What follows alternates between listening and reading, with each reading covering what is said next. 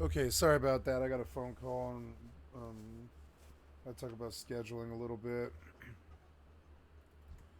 Fucking mage.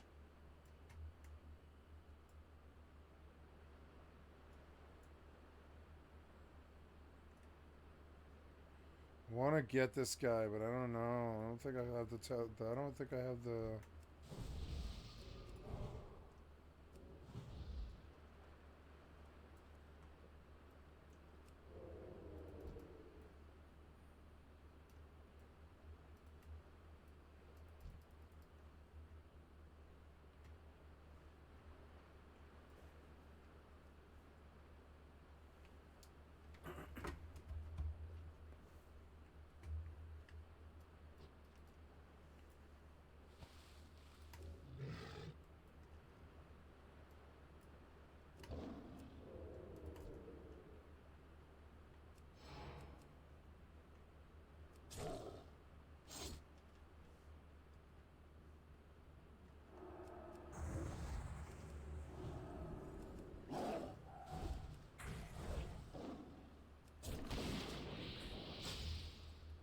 What?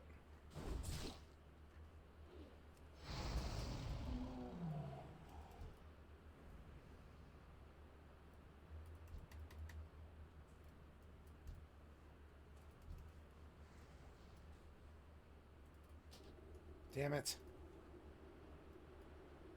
Whatever, side me. I didn't know there was going to be a fucking mage involved. I was looking for a 1v1, bitch. What of it? Couldn't get one as usual, but whatever. I haven't played the vanilla game in such a long time, I don't actually remember. But overall, our crew proficiency level is regular, crew experience is 0, blah blah blah. Basically, we get no bonuses for anything because our crew hasn't Nice. got The any priest experience res at all. me, huh? There's some stuff in Russian at the bottom that I don't understand because the mod was made by Russian-speaking people. I think. I'm going to assume because that's there.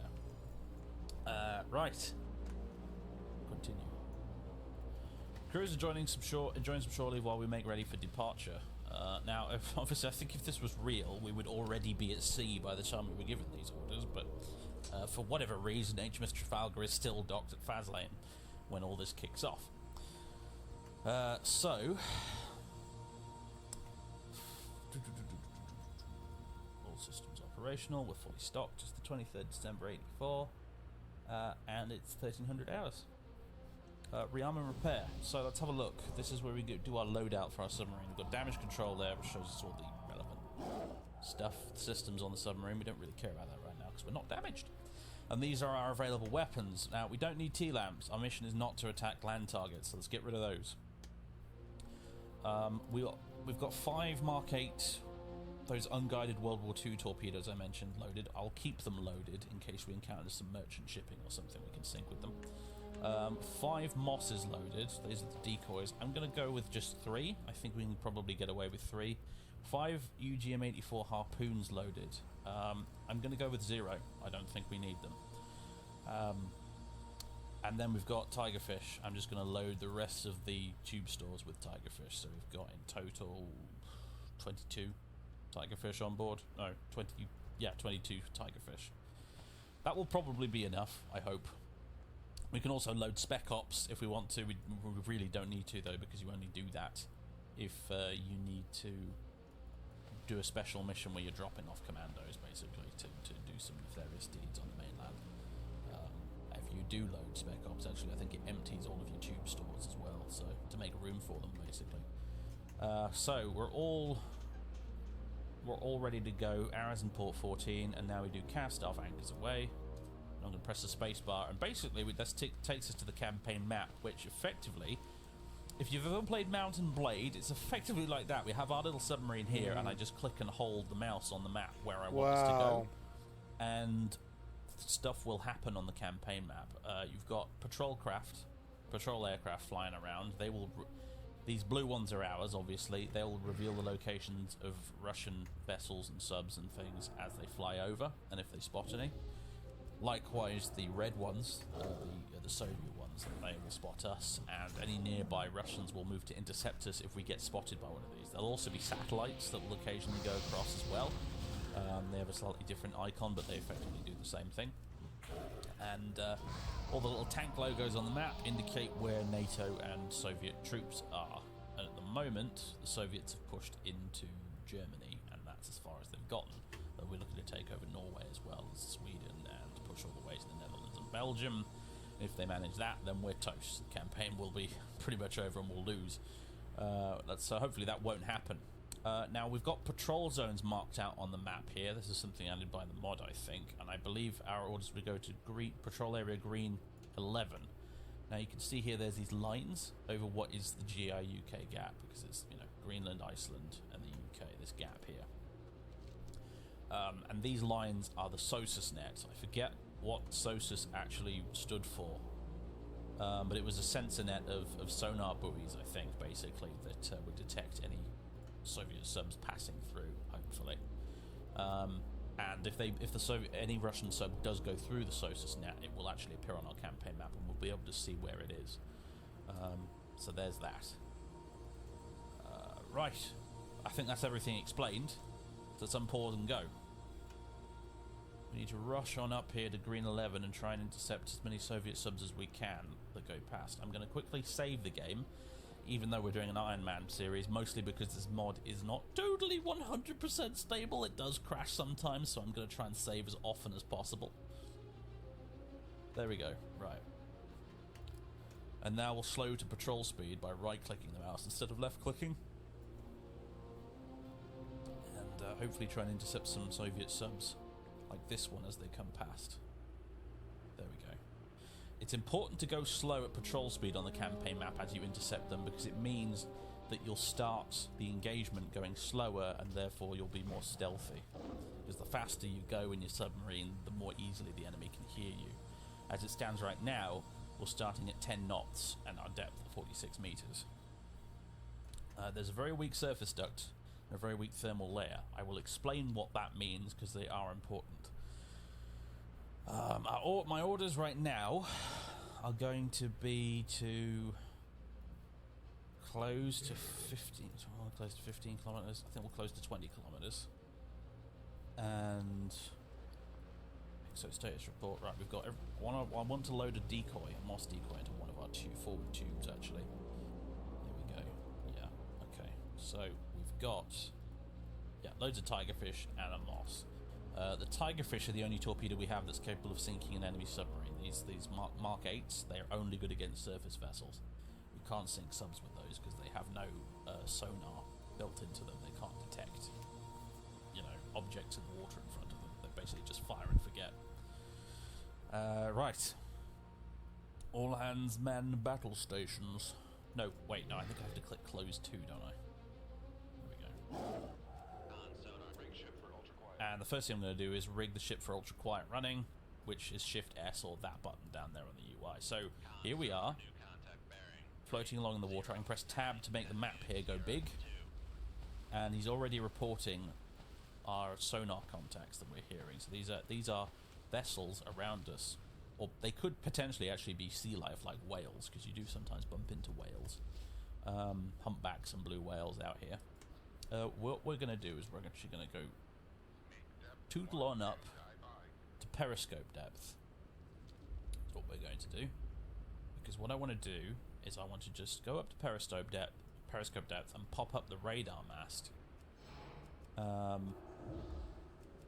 to find out how many of these sonar contacts we can hear are actually just random fishing trawlers and merchants and things, rather than actual submarines. Now, we're hunting nuclear submarines, well, potentially diesel-electric submarines as well, but either way, the subs we find, they're going to be underwater. Nuclear subs can stay underwater pretty much indefinitely, as long as you've got food on board, essentially, because they have air scrubbers, which get rid of carbon dioxide, and they are able to create oxygen from seawater, which gets taken into the sub, which is kind of clever. I'd love to read more about how that actually works. It's probably some complicated science stuff. That's how they do it. They also get fresh drinking water by desalinating the seawater as well, so the only thing they really need on there is food to keep going. Right, let's go up there. I'm going to raise the ESM mast first. We've also got the periscope. raise the periscope if we like first and have a little peek what's up there. If I raise it, now hit the P button, you can have a little look around. It has a night vision mode. There's nothing around though at the moment. It is the middle of the night though, as you can see. You can use this... Oh, actually there is stuff around. Hello. We can mark that with a laser designator. And that is immediately, if you look at the map, classified that as an M2 Komsomol merchant. It's marked in green, which means it's not a valid target. It's essentially a neutral. Even though that is a Soviet merchant, we don't have... Our rules of engagement today dictate that we're not, I don't think, we're not supposed to attack it. They will sometimes appear in red. Besides, launching a torpedo with an enemy sub around would be a very bad idea, because they would hear the launch and they would fire at us. So, standard doctrine, basically, is if you hear a torpedo launch, you fire your own torpedo down the bearing that you heard the torpedo launch from, so that the enemy, wherever they are, has got a torpedo coming at them just as they've launched. So if we were just basically float along here and then maybe load one of the old World War II torpedoes and try and sink this Komsomol, which actually I might do, I've not decided yet, we'd immediately give away our position. Now, I didn't spot anything else over this way, so that might be a sub over in the other direction. I'm going to put the periscope down. We have another mask called the ESM mask. Now, I know we don't need to use this because the periscope has a meter on it that does the same thing. But if you raise this, it has an ESM meter on it, which basically detects enemy radar emissions. So if you think there's enemy shipping around, you can raise the ESM mast, and if the meter reads in the detection threshold, it means that they can detect your mast, which is not good. But there's no enemy warships around with radar on them, so we can lower that, and we can raise our own radar mast, and we might spot some more shipping. Looks like no, because this here, Sierra 1, our first sound contact, it hasn't changed to a surface contact from the radar. The radar would do that for us if it were the case. So Sierra 1 down there is definitely a submarine. So let's lower the radar mast. And let's try and identify Sierra 1 now. So, here we go. Can identify it using this waterfall sonar display thing here. So we think it's probably a submarine of some sort. So we'll select the sub button down there. There's actually an identification manual up here to go with it. And then basically we've got to find the profile that matches the one down here, and then we can figure out what kind of sub it is. That looks like it might be a Victor 3. I'm not totally sure. We can't see like the last line of it there. What we could do is come down a bit and then release our towed array. That might give us a better reading. Now, if I go on the conditions page here, you can see that we've got something called a weak duct and a very weak layer. Now, what this essentially is the layer, the thermal layer, is basically where the water changes temperature. And underneath, if you're underneath a layer, anything above it will have more difficulty hearing you if you're under the layer, because water, science, stuff, temperature, thing, whatever. But basically the layer creates a kind of shadow zone underneath it where it's more difficult to be heard. A duct, on the other hand, is what appears sort of above the layer sometimes, and essentially what it is, it's the sound bounces from the layer and back up to the surface and along like that. And it means that if you're making any noise in the duct, it will carry much further along in either direction. So a surface vessel, for example, would be able to hear us much more easily if we're in the duct. Now, I suspect this submarine might be below this layer, and that's why I can't hear him very well. And it looks like he's potentially turning in this direction, actually, whatever he is. I still can't get it. I reckon it's a Victor 3, which is bad news for us, honestly, because the Victor 3 is one of the best Soviet submarines. The game might automatically classify it for us eventually. Yeah, it has done. Yeah. So we can manually classify these much earlier, but the game eventually does it itself. And yeah, we can confirm now that it's a Victor 3. So the Victor 3 has a max depth of 400 meters. It can go 30 knots, which is about the same speed as us, actually. We're both quite quick.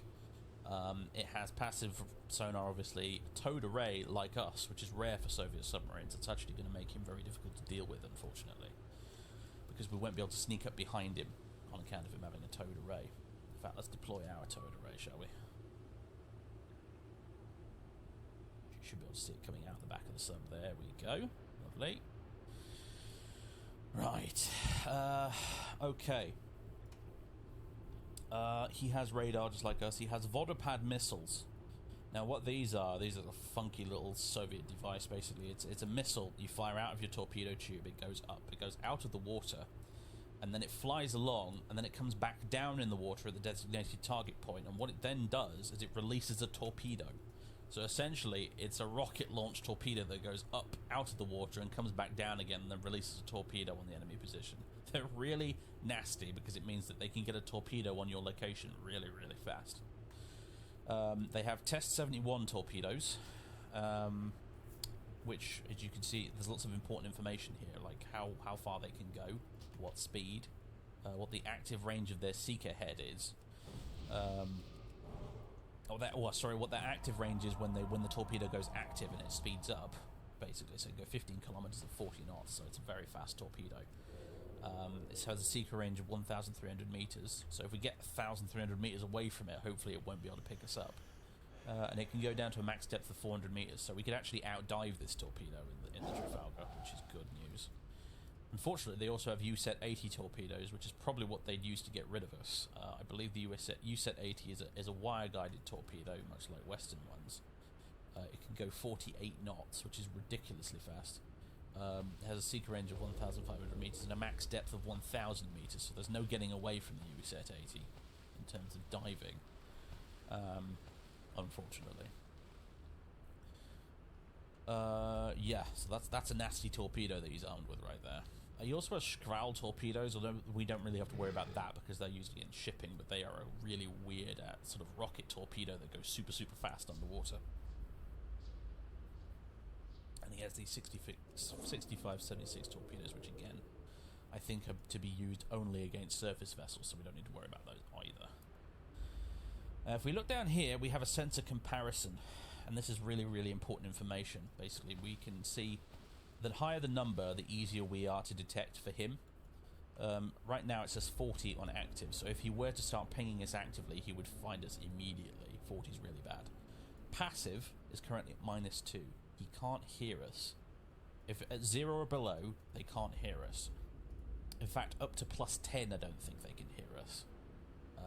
Initially, if they do acquire us, you have to wait for passive here to go back down below 0 for them to lose us, essentially. I think is how it works. And they have a +1 on the towed array, because his towed array is actually better than his passive sonar for the most part. So what we need to do right now, pretty much, is stay very, very quiet. We can see on the conditions page, actually, what depth he's at. He's currently below the layer, which means he's more difficult for us to hear. But likewise, it goes both ways. We're more difficult for him to hear up above the layer here. So I'm going to stay up here above the layer as we try and sneak past him right now. I think if I were to go below it, he might actually hear us, which is obviously not good. I'm going to adjust our course with the H key. Come left to like that. 029 The voice acting for this, for the commands and stuff, is American, because of course, you know, there are no British subs in the vanilla game. So there's a little bit of immersion breaking, but I'm afraid we'll have to deal with it. And you'll have to apologise for any inadvertent puns about immersion in a submarine game. I'm just going to throw that out there right now. As a general disclaimer. I apologise in advance. Yeah. Okay. Yeah, I'm adjusting this so we can try and get a little bit further away from him, because hovering around the 1s and 0s on the sensor comparison makes me a little nervous. I'd like to be quieter than that for him, honestly. As he continues getting a little bit closer right now. He's zigzagging a bit. And he'll do that. He'll probably keep doing so. Probably keep going this way. I can actually sort of... Yeah, there's a wake for where he's been. We can also do custom marks on the map with the shift key, like so. If we need to. But for now, I just want to... Oh, we can even go and look at him now. Now that we've got like a 95% solution on him, we can actually look at him in the external view if we want to.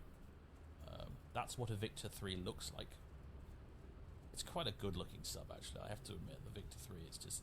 Oh, man, it's just... it's one of my favourite submarines ever. It's just, it looks really mean. It is really mean though as well. The Victor 3 is one of the worst ones we could run into in the Trafalgar, mostly because his torpedoes are better than ours.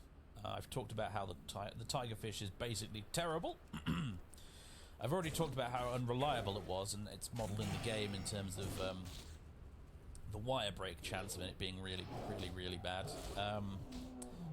If we click this button, we can have stats on the Trafalgar itself, and we can actually look at the Tigerfish here. Now the Tigerfish. Now bearing in mind, the Soviet sub, his torpedoes could go at 48 knots. The Tigerfish does 24 knots when it's not active. When it goes active, it goes at a measly 35 knots. Basically what this means is that some Soviet submarines, and actually a lot of Soviet surface ships, can actually just outrun our torpedoes. All they have to do is turn tail and leg it, and our torpedoes just physically can't catch them before running out of fuel and exploding harmlessly behind them. It does have a good seeker range, almost twice the seeker range of the Russian torpedoes, which is good. It has a max depth of 600 meters as well, so we can fire it safely from our max depth without being crushed and blowing up. Damn it.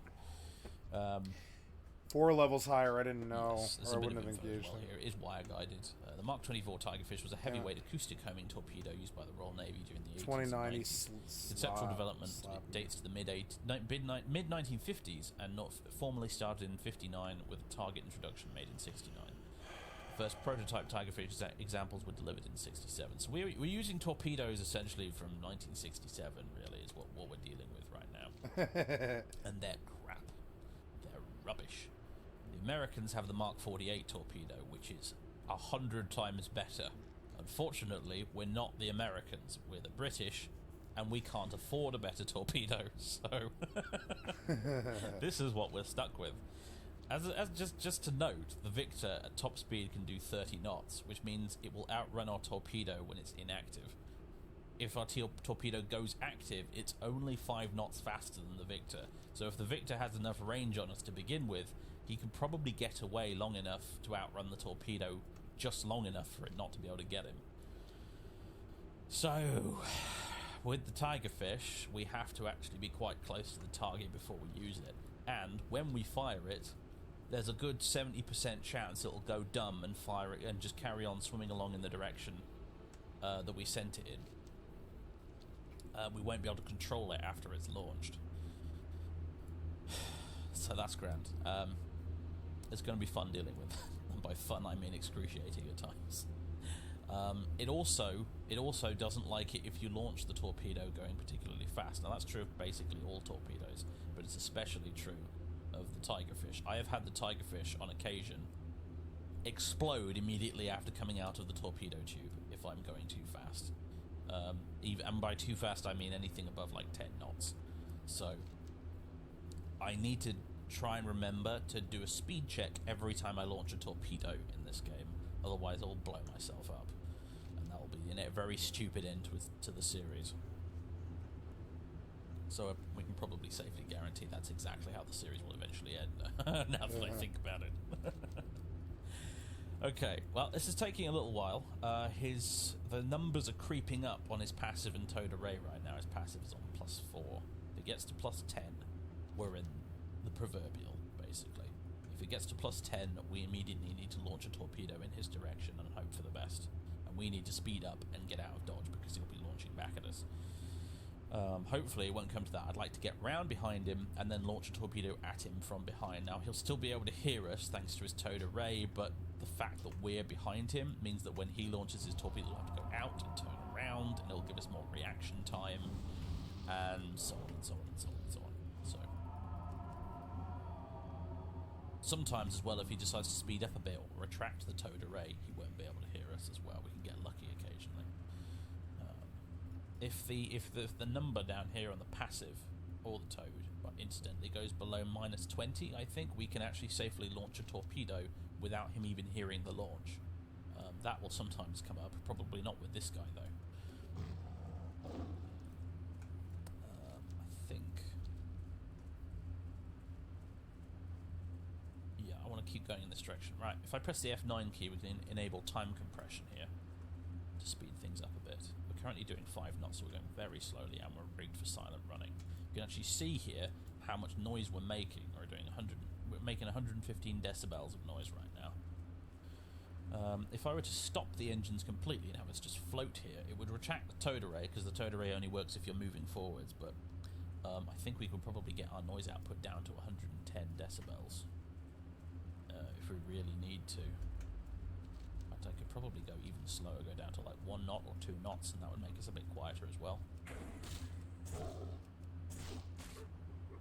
Right, I think we're safe to turn this way now. And we're just going to stalk him for a while. I'm not totally convinced he's the only submarine out here as well, by the way. We have no guarantee right now that there aren't other Soviet submarines out here somewhere that we don't already know about right now. So this is why I want to stalk him for a while and you know, kind of delay attacking as long as possible, just so we can get a much clearer picture of what's out here under the water with us. So, because I have been killed many a time in this game by basically assuming incorrectly that I was alone when I wasn't. Con, helm, steady course. Okay. Right. I am going to continue going around behind him, like so. Okay, he just pinged. He's gone with active sonar, which means he's definitely he definitely knows where we are now.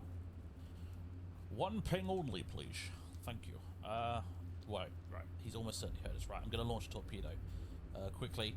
Tigerfish torpedo, I've set it to go active pinging the enemy as soon as it goes active. It'll also go in a search pattern, wiggling from left to right. And it'll launch at the same depth that we're currently at. So, in fact, I'm going to set it to go a bit lower, because the enemy is lower than us. There we go. And I'm going to launch, assuming that the wire will immediately break, because that's what usually happens. So I want to go about there-ish. Yeah, we have lost the wire. I'm going to launch another one. Same settings. And we're now going to leg it. We're going to go maximum speed, full speed ahead, and we're going to go right down to 600 meters on maximum test depth. Retract the towed array if we can. Actually, and if we go too fast, we'll break the towed array, so I need to quickly retract that back in. It is coming back in, and now we can safely go fast. Alright. His torpedoes are coming right at us. Gonna bring us right a bit. And basically, I want to try and get out to the side here. We're notching the torpedo right now, is essentially what it's called. And I want to get out of its seeker cone, because there's a cone in front of the... We've lost sight of the torpedoes right now, because we're going so fast we can't hear them anymore. He's still pinging us. I could go active to ping him as well if I need to. Right now I don't. I can still see him.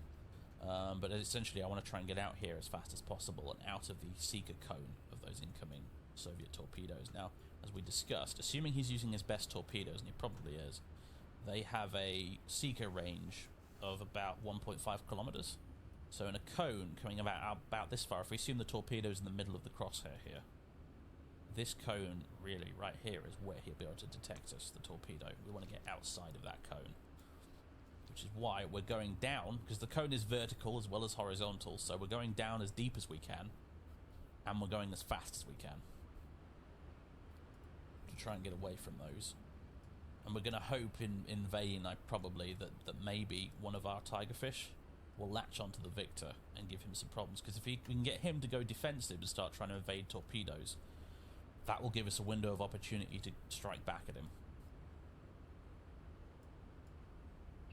Come right to 111 helm aye. Con helm steady course. Yep, he's still pinging away. That's mostly probably why we're able to still hear him right now, because we're going so fast and our engine's working so hard that we're making a lot of noise. 144 decibels right now we're doing. And bearing in mind, decibels are a logarithmic scale as well. It's not a linear scale, so I think something like 10 decibels is twice as loud as 1 decibel or something. I forget exactly how it goes. But basically we're being incredibly loud right now. Suffice to say. What depth is he at? Right, he's gone down to almost his max depth as well. Oh no, he hasn't. Right, I just needed to increase the scale here. We'll be down at our max here. It's good to check this actually, because sometimes the seafloor might be shallower than you think, and you don't want to go diving straight into it. That would be a bad idea. He's staying at kind of mid-depth right now.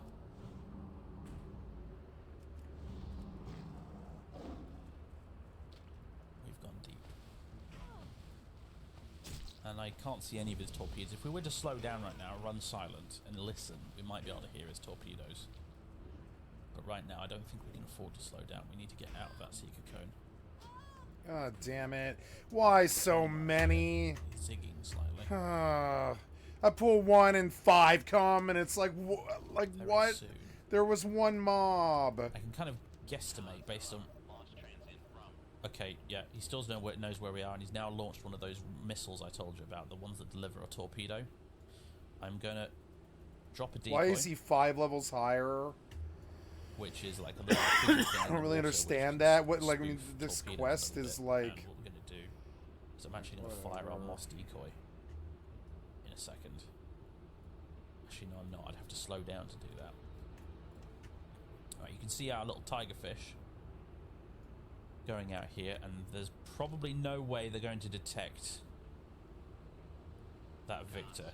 They have a seeker range of about 2,700 meters, so around here-ish. And unless this Victor turns around and goes this way like an idiot, they aren't going to get him right. His torpedoes looks like they're going past behind us, so we've avoided his initial salvo. Hopefully we can avoid that missile launched one. In fact, I think we should be fine with the missile launched one, because the maximum depth of the little torpedo that is launched by the missile, there you go, that's the one in question. Up it goes. The maximum depth of the little torpedo on the end of this missile is actually, I think, 400 meters. So down at 600, he can't get us with these. So, to be honest with you, I don't know why he's launching them. Let me just double check that actually. Payload parameters. Max depth 500 meters, right, okay, it's not 400, it's 500. The UGMT-1, that's the name of the little torpedo on the end there. It's a lightweight torpedo as opposed to a heavyweight torpedo. And yeah, at our depth currently, he can't touch us with those, so he's basically just wasting ammunition. Now you can see that his torpedo, one of them, has got a different search pattern to ours. We've gone with a snake search pattern. He's gone with a circular one, so it just goes round and round and round, and anything basically within 1.5 kilometers of there is going to get detected. Thankfully, we're just outside that. Problem is, this one here that's going round and round isn't, although I think this one here is probably the missile torpedo. His other one is a straight runner. So at this point, I'm going to rig for ultra quiet. We're going to make a right turn. We're going to slow down, and then I'm going to consider launching again. He's facing towards us now, so I think what we'll do is probably do a spread of 3. In fact, we'll break ultra silent just to reload. I'm going to set these to active. Keep the same search pattern. And if I can delay it long enough, I will, because what I'd like to do is actually come up to his depth before launching, so our torpedoes will be at the right level. It means more chance of them getting a positive lock. Master 2. Oh, we regained contact on the merchant ship. Okay, good. Good to know. Can he still hear us at this point? Yes, he can still very easily hear us. He's not very far away at all, after all.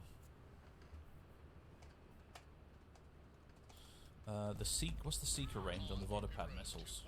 It is 1.5 kilometers. So if we were to come up any higher, that thing would acquire us and probably come after us. So we're stuck down here at 600 meters for the moment, which is not really superb, to tell you the truth.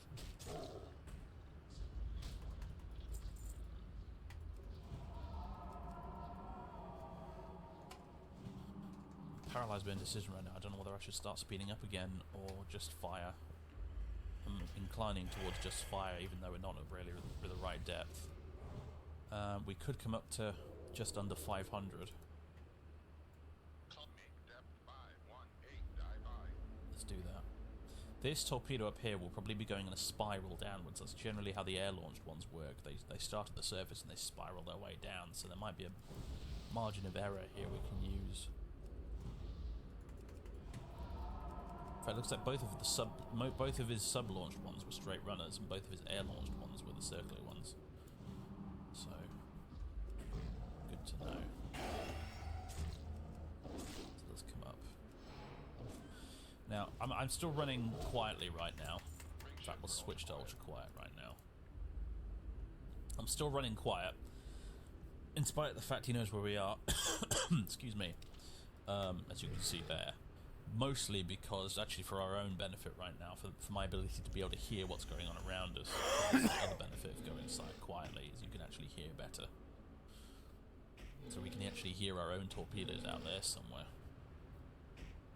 Having gloriously missed their target. What's our current depth? 527 meters. Press X to go straight and level. You can actually steer the submarine with WAS and D if you want to as well, and C and E on the keyboard to control the ballast, which is sometimes a really good thing to do when you're trying to evade a torpedo that's locked onto you. Right, what I'm going to do now is we're going to fire a spread at him. I think that's the best way you can guarantee success with Tigerfish, honestly, is, and you really can't guarantee it, but the best chances you have for success are basically to launch a volley with the things. Like I said, standard practice, at least for me in this game, is to treat the Tigerfish as if they are dumb torpedoes. And then launch a spread. If we were playing as the Americans with their lovely Mark 48, we could just launch one torpedo and quite happily guide that towards the target using the cable. But the Tigerfish cable's probably going to snap. So let's launch. The point I'm pointing at here on the map is the point at which the torpedo will go active and begin its search pattern and start pinging away. I think I want that point to be kind of around here-ish. So check speed, 5 knots, we're good to go. Come right to Oh, that was the wrong thing. No. Helm I. Sorry, space and then fire. I'd press the heading button instead. Okay. And fire 1. Fire 2. Fire 3. Now, we got lucky there. The first one we launched actually kept its cable. Con, helm, steady What I'm going to do here now is something interesting. It's called doglegging. What we're going to do, and this is basically just to try and confuse him a bit. Hopefully. He hasn't counter-launched at us yet, which is interesting. Maybe he hasn't reloaded his tubes yet, I'm not sure. I'm going to bring the torpedo out this way a bit. I'm going to turn the submarine a little bit this way, because if the torpedo goes too far behind us, the cable will snap. I'm going to bring the torpedo out this way a bit before turning in towards him, because what means is by the time they get to around maybe here-ish and he detects them, if he hasn't done so already, he'll be less able to kind of figure out where the torpedo was launched from, basically. And oh god, we're going to quickly get that. Oh, it's too late. Never mind, it's gone active. However, we still have manual control over it. In fact, I can switch it to passive en route if I want to. A passive, basically, instead of active, is... Sorry guys, gotta pee. I'll be right back.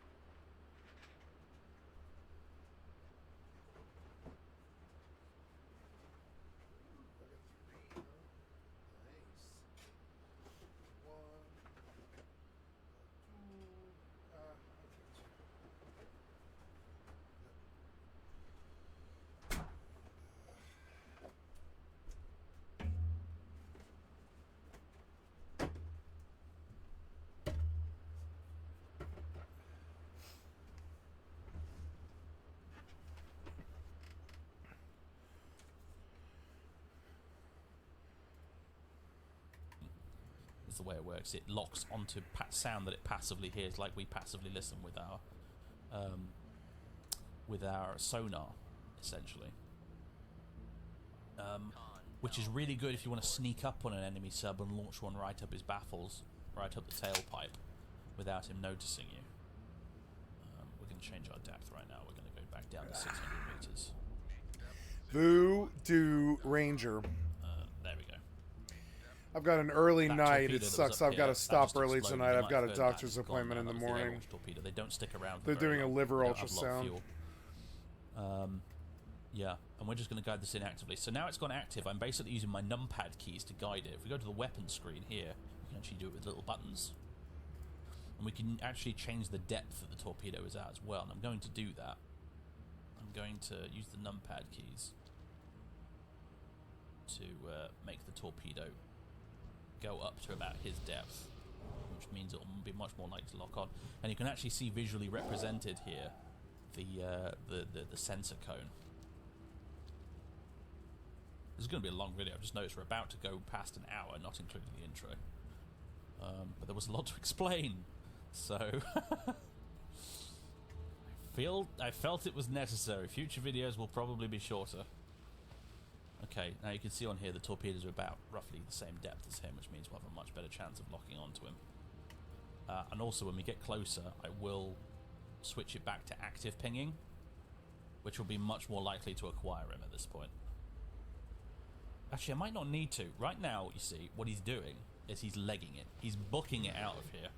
He knows that he's got a tigerfish, well, a few tigerfishes headed towards him, and he knows that probably his best chance is actually to just leg it as fast as he can and hope that they don't catch him before they detonate. We can only hope that because we've launched so close, literally we're about 8 kilometers away from him right now, that he isn't going to be able to get away fast enough. And if we're lucky, we'll be able to slide this torpedo up right behind him. I won't even have to go active pinging, so he won't even know it's there. That's the advantage of a passively homing torpedo. It's more difficult to passively home in on a submarine because they are quite quiet. But the advantage, really, is that he won't hear it coming. He can if you've got an active pinging torpedo like these ones will be when they activate, he'll hear it coming and he can take evasive maneuvers. With this, he won't have a bloody clue. Well, he probably won't have a bloody clue. If as long as we keep it behind him in his baffles, because if we go to the signature tab here. Oh, he's actually slowed to 5 knots. That was foolish. We'll definitely catch him now. For a moment there, you see like he sped up. He turned around here and he sped up and he decided to go whoom off in this direction. And in order to do that, he had to retract his towed array so he couldn't hear us. And right now, because we're in his baffles, and I aim to stay there, actually, I'm going to change our direction right now so we can stay behind him. He can't hear us at all. He can't hear us at all. The towed array, which he's popped out behind him probably, I think, at this point, is at 0.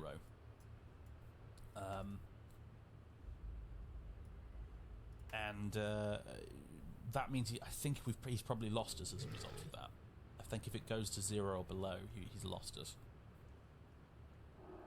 So I don't think he knows where we are right now. He's still pinging, but he can't hear us if we're behind him and he's pinging, I think, is the way it works. Because if you look at active right now, it's at -50. And -50 is like the bottom of the scale. It goes from like -50 to +50. So when you're at -50, it's like he has no idea where you are. It's the toad that's on 0 that's a little more. Is pretty much the only thing we need to worry about right now until he decides to turn around. And he might do soon, but as you can see, our torpedo is catching up with him. I'm going to go ahead with time compression now. Right, you can see one of our tigerfish has gone active right there, and number 2 has gone active as well. Actually, I think that was 2 and 3. Technically, this is number 1. Which means they'll speed up. However, they're not going to go much faster because actually they're in the snake search pattern, which will slow them down. These guys probably won't get him. Number 1 here with the cable still attached probably will get him. At least I'm hoping so. And this is why it's so important to have a cable, a wire-guided torpedo versus a dumb one. Because as you can see, the dumb one's very unreliable. It goes off, it tries its best to actively search, but ultimately it's, you're not guaranteed a lot of success. Most of the Soviet torpedoes are dumb ones like that, with the exception of his fancy USA 80s he's been using. across a little bit so we're directly behind him. There we go. Lovely. Could have a little look at our torpedo, actually. There it is. It's got Royal Navy and Tigerfish Marconi written on the side. Bright yellow bits on it. It's a very flashy looking torpedo, really, actually, to be honest. Proudly branded like a racing car. Not sure why you'd want to associate yourself with such a dreadful product, frankly, but whatever.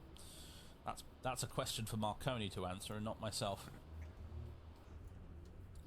That's us, and we can have a look at the Victor 3. There he is, tootling along. I don't really know what he's doing, to be honest with you. He must know there's torpedoes coming after him. Ooh, okay, the ping is loud if you have the camera on him.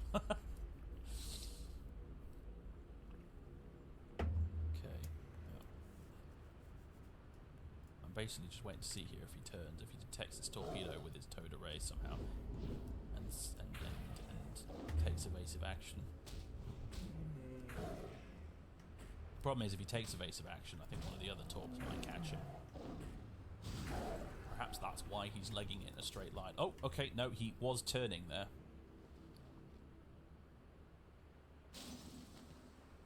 I've lost my torpedo, actually. It's gone.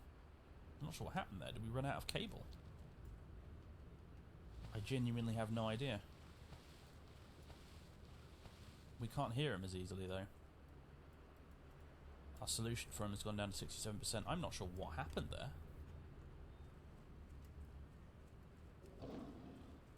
Did we have a cable break? What happened? It usually tells you when there's a wire break. It might have just run out of steam. That one's pinging. That's pinging. There's only 2 torpedoes in the water right now. I think it might have run out of steam. That is bloody unfortunate, honestly. Maybe this one will get him, but I doubt it. Well done, It's probably too adventurer. deep to This should give us the detect him. information we need to have the think he's up culprit above it somewhere. discovered. How would you feel about taking out the mage who fills our pools with corrupt elementals? It's The a bit corruption mystery of that. I'm not sure Ashendale about the and torpedo. I beyond guess makes my it must have stomach run out of turn steam. on its own. To have a wizard my actively only attempting to explanation, destroy honestly. it further sickens me to no end. But We shall make him I'm pay. a little surprised because the range on these There's only one things undead mage in the Barrens capable goes of active. defiling That did this go and active other earlier than I intended elementals. it to, actually. He's also admittedly. the only one foolish enough to Is try. 18 kilometers. Cerulus Falborn is Did it really probably travel sitting at the 18 top of kilometers then? Dreadmist Peak laughing at me. Adventurer, you must go into enemy confused. territory and That's destroy this miscreant. I have had enough of his idiocy, and we must show him what happens to He's those still who pinging annoy away. the sentinels. Destroy him and bring me He's got his our towed array head. out. Be wary, He's though. turned The this way. horde may be watching We're no longer for in his you. baffles, unfortunately, but we are far enough away that I think if we were to launch a torpedo right now, he still wouldn't hear us. Rig ship for ultra quiet. Yeah, let's run quiet, just to make it easier to see him. There we go. Ooh. Yeah, the range estimate was wrong because the solution wasn't very good. He's a bit further out than I thought he was. You know what? If he's not careful, this torpedo might get him. Let's wait and see what happens. Time compression. No, it exploded. Okay, it's too far away. Okay, this guy's going to be difficult to deal with, apparently. Told you Victor 3s are rough to deal with as a Trafalgar. Helm I. Looks like we're going to be going head on at each other. Con sonar lost contact. We're doing a bit of torpedo jousting here. I know that's not a euphemism. Contact made. Yes, it is. Run silent. Come up to about 300 meters. Yes, it is a euphemism. You love torpedo jousting. We've actually lost him Don't lie. completely now. He's gone so quiet that we can't hear him at all. You wouldn't have mentioned it. We just know he's out here somewhere. That was the last place we saw him. I'll actually mark that, I think. Get rid of these. We don't need these. That's the last place we saw him, and he was heading this way, so...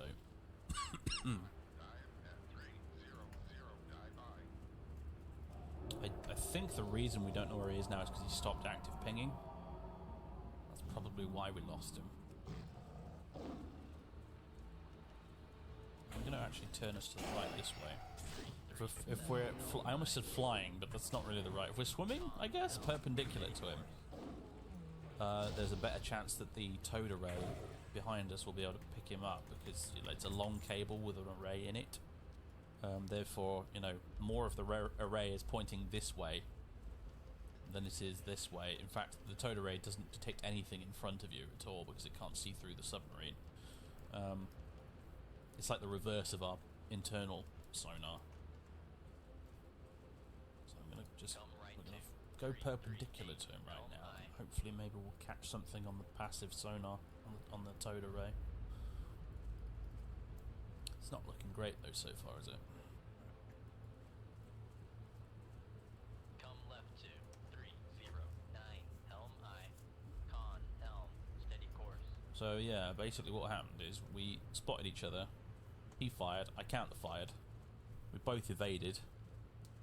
And as you saw, he quite handily outran my torpedoes, which is, again, this is why the Tigerfish torpedo sucks. If we were Americans and we'd fired a Mark 48 at him, he'd be dead right now. But as it is, we've both basically turned around. And We we're all know coming you back love at the each other to Americans. Try again. We're just better than you. I'm sorry. Come left. Okay, I've skipped ahead a bit. Skipped ahead a I bit. didn't want to sit here forcing you guys to watch me search for him again, but we have located him again using passive sonar. This guy turned around when he saw me. And we've He's got the running. solution on it 75%, and as we continue to observe, the solution is going to keep going up and up and up. I'd only really be confident in knowing exactly where he is once it gets to about 95%. Right now it's at 75, but he's down here somewhere in this kind of area, moving in this direction. Now, bearing in mind that's the last place he was, I think. It looks like he actually, what he did is he doubled back and turned around like that. What I do know is that he's at 8, positive 8 on his towed array right now. And what I think I'm going to do is I'm going to retract my towed array and we're going to stop the sub completely. Turns for 0 knots, maneuvering I.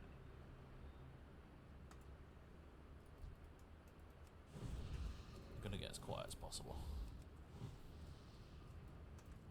Try and keep this below 10. If it hits 10, he's got us. If he goes active, he's also got us. Right now, he's not going active. Okay, 80% solution. I'm going to risk a bit of time compression here. Toad's gone back down to 3, back down to 6, 5. It's bouncing around a bit, but there he is. Solution 95%. Okay. Hello there, Ivan. What? If you look at the signature thing here, we barely got him, honestly. We've got him plus 17 on our passive sonar. And this is the big advantage of NATO subs, is their incredibly good passive sonar compared to the Soviets. Look, he's got us on passive plus 1, we've got him on plus 17. It's a huge advantage being able to know where they are, and they don't know where we are. When you're playing as the Soviets, on the other hand, it's a totally different ballgame because it's all about being super aggressive. Filling the sea with torpedoes and pinging away like a madman. It's actually quite fun to play. It's very lethal though, you know. I don't tend to survive nearly as long in a Soviet sub. Of course, the Soviets, what they tended to do was hunt in packs. You'd have a lot. They had the worst subs, and so what they do is they group them together in wolf packs. I think we got very lucky today that this Victor 3 is by himself.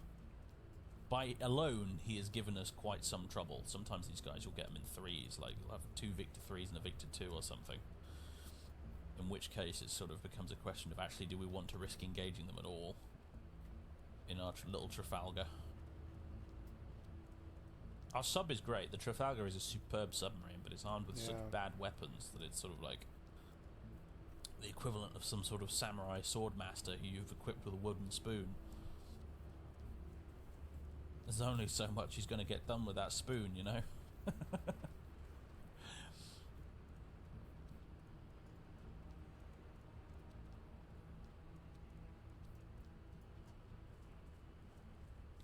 we're just going to float here. We're just going to float here on the spot. Quiet You as a have mouse. saved my daughter. I know the power of the Moonstone will give back my daughter her strength. I can never repay Fortunately, you he's fully getting for closer. the aid you He's have given me, he's but traveling in this direction, which please, means he's going to take eventually get this. sort of around other than rely, here-ish. And I it is my feel most like dear once he possession. gets to maybe around here, he's going to hear us no matter what. We're only 110 decibels right now. We are super quiet. But it's already at 6 on his towed array. That's the main problem.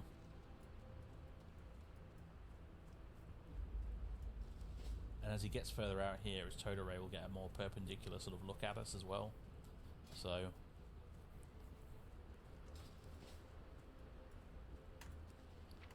yeah, he's going to detect us eventually, at which point again it's going to be a case of fire the missiles. We're going to fire loads of torpedoes at him and hope for the best. I may consider firing a decoy at him as well, because he might be able to tell it's a decoy and not a real sub, but his torpedoes won't. His torpedoes might go after the decoy. They might follow the decoy as it makes its way down here, and eventually because they'll make attack runs at the decoy. They'll go in towards it, end up going past it, and then they'll turn around to try and go locate it again. It's part of their pre-programmed behavior that they have. And as they're turning around, sometimes what happens is they can lock onto another submarine if it's in the vicinity nearby. And so what an interesting strategy to do in this game sometimes is to fire a decoy directly at the enemy. And sometimes what will happen is once their torpedoes go active, if you time it right, they'll lock onto your decoy, they'll turn around, and they'll follow the decoy back towards the enemy submarine, at which point the enemy submarine can sometimes be sunk by his own torpedoes. To quote Hunt for Red October, "You arrogant ass, you've killed us."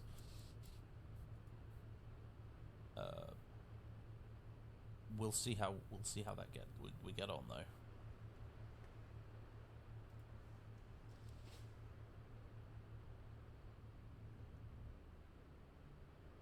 I've let time compression run for a bit, and the sense of comparison's getting a bit funky, really. To be honest with you, the toad statistic keeps jumping from as low as 3 to as high as 8. Yeah, it's just jumped up to 8 there. It's probably going to keep doing that and only get higher as he gets close to us. So, all things considered, at this point, with us handling at the same depth as him.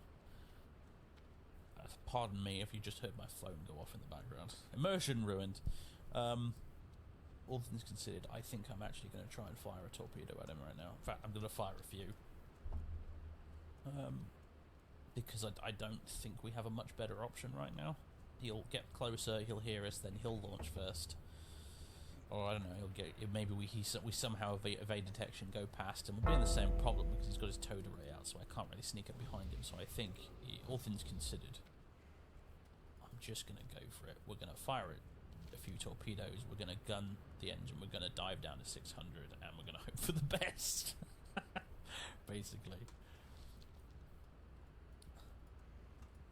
So here goes. Now, if I do this, there's a little blue dot out in front of him there, and that indicates the estimated point he'll be at when the torpedo gets there. So we want to kind of aim in that direction for if he was totally oblivious to us, that's where he would go. But of course, though, as soon as he hears the launch, he'll probably evade in some random direction. So this is why we fire a spread, basically, because again, we're operating on the assumption that the cable will snap and the torpedo will just go. So.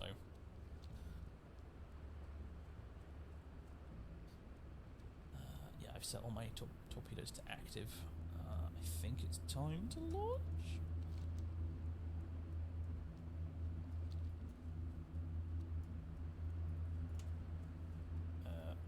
Fire one. Control con sonar. Sierra 1 is classified as submerged con sonar. Launch transient from Sierra 1. Launch 3. He's already fired back at us. Go. Go, go, go. 3, 2, nada. Maneuvering up. That direction. If we go that way now, we might evade that torpedo completely.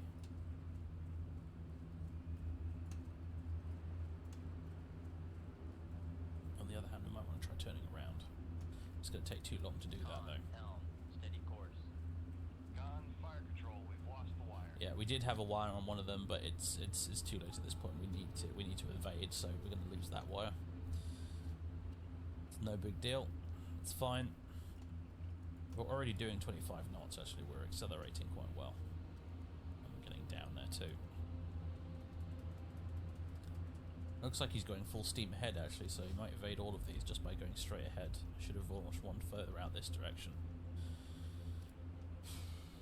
Is there still time? No, there isn't. He's got one coming straight towards me right now. I'm going to risk something here, and I'm going to try turning in this direction to get away from that torpedo. I don't know how quick we can get around here.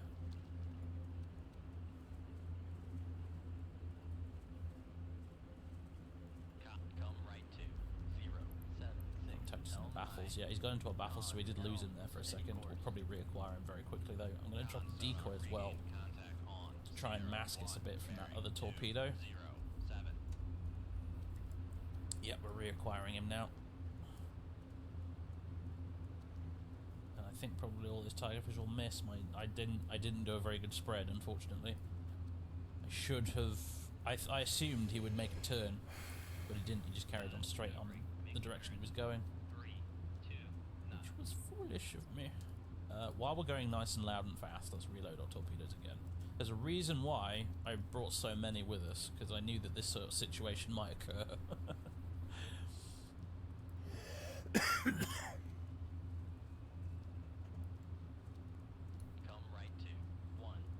Alright, time compression on. Con, torpedo road, 2-1 ready. Okay. Just keep going. We're both going parallel to each other now. Right, he's turning in my direction. That's certainly interesting. What's he doing that for? Looks like his other torpedo's going off. It's around here somewhere. We're already past it, more or less. Ship for ultra quiet. Come right to. Con sonar. Launch He's transmit fired from again. Sierra 1. Stick this up your pipe and smoke it, chump. Con, helm, steady Wait, course. speed check, we're going too fast. Back emergency. Back emergency, that'll slow us down. Below 10, good. Make turn. Fire. 5 knots. Maneuvering eye. Go like this. 2-1. Aye, sir. Oh, we actually kept the cable on this one, which is unfortunate because I'm going to have to lose it again, I think.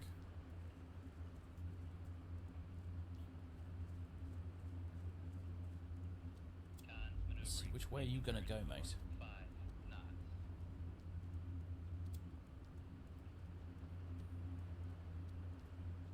I wonder what kind of torpedo we launched at us. If it's a USET 80, we need to move. Let's assume it's a USET 80, and let's move.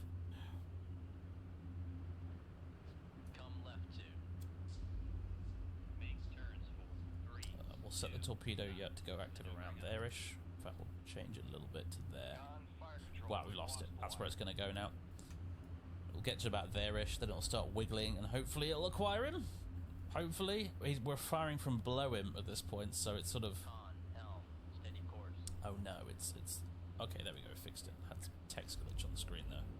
He's turning back this way, okay.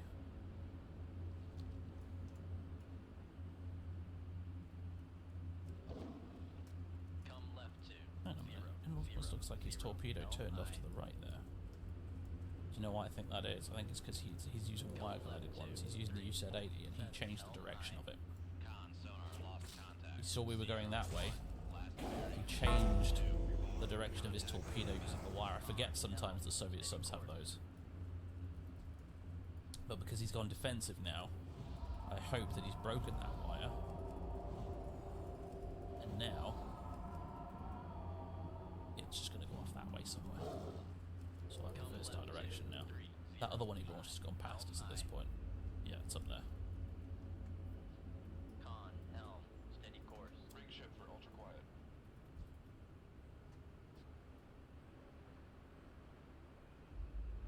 Make depth Gonna come up to 300. die by. Slow down, come up to 300. Can he hear us? No, it's just gone -4 and passive.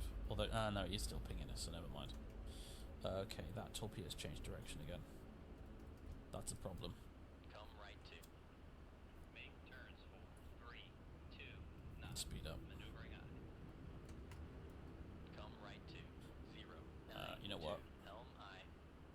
quickly slow down. Make turns for 0 knots.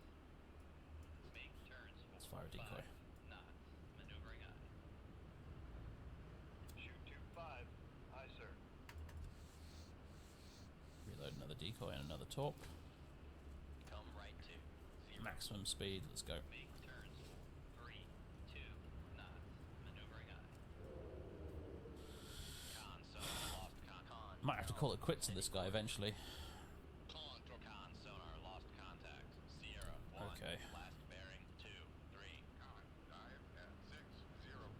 Die by. Hopefully we can get away from him.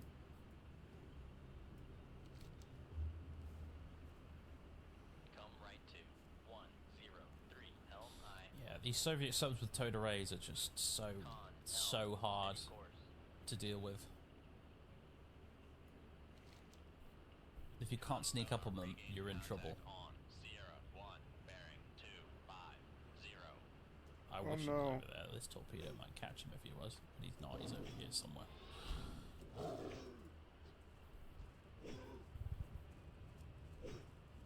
Probably there, maybe. I'd say probably. Well, Tigerfish is sailing right past him right now.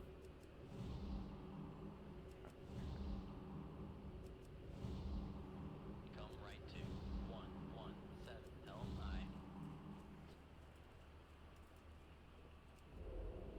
Okay, one of the torpedoes just detonated, probably one of ours. And judging by the pings coming from this direction, the red lines, you see those? I think that his torpedo that was coming towards us, I think it's latched onto the decoy. Come left to 32. Let's turn back around this way. Launch transient from Oh, for Sierra goodness sake, 1. not again. Con, helm, stay back emergency. Slow down. Fire one down his bearing. 5 knots. Maneuvering eye. Fired from about there, did he? Okay. Con, fire control. We've lost the wire. Con, fire control. We've lost the wire. Shoot 23. Aye, sir. Okay, we actually kept the wire on that one, but he still knows where we are, so I'm gonna try and stay slow for as long as I can here, Make turns for 5 knots. just to keep the wire on this torpedo, because having a wire on the torpedo is like the one thing that might actually give us an advantage over him. If we keep firing away here with dumb ones, we're never going to get him. No. Looks like he's going this way. Ah, look, this one's caught onto my decoy as well. That's nice. That's perfect. Bad news is, looks like this tigerfish here might catch our Okay, decoy this as one well. got boring. I'm gonna change it.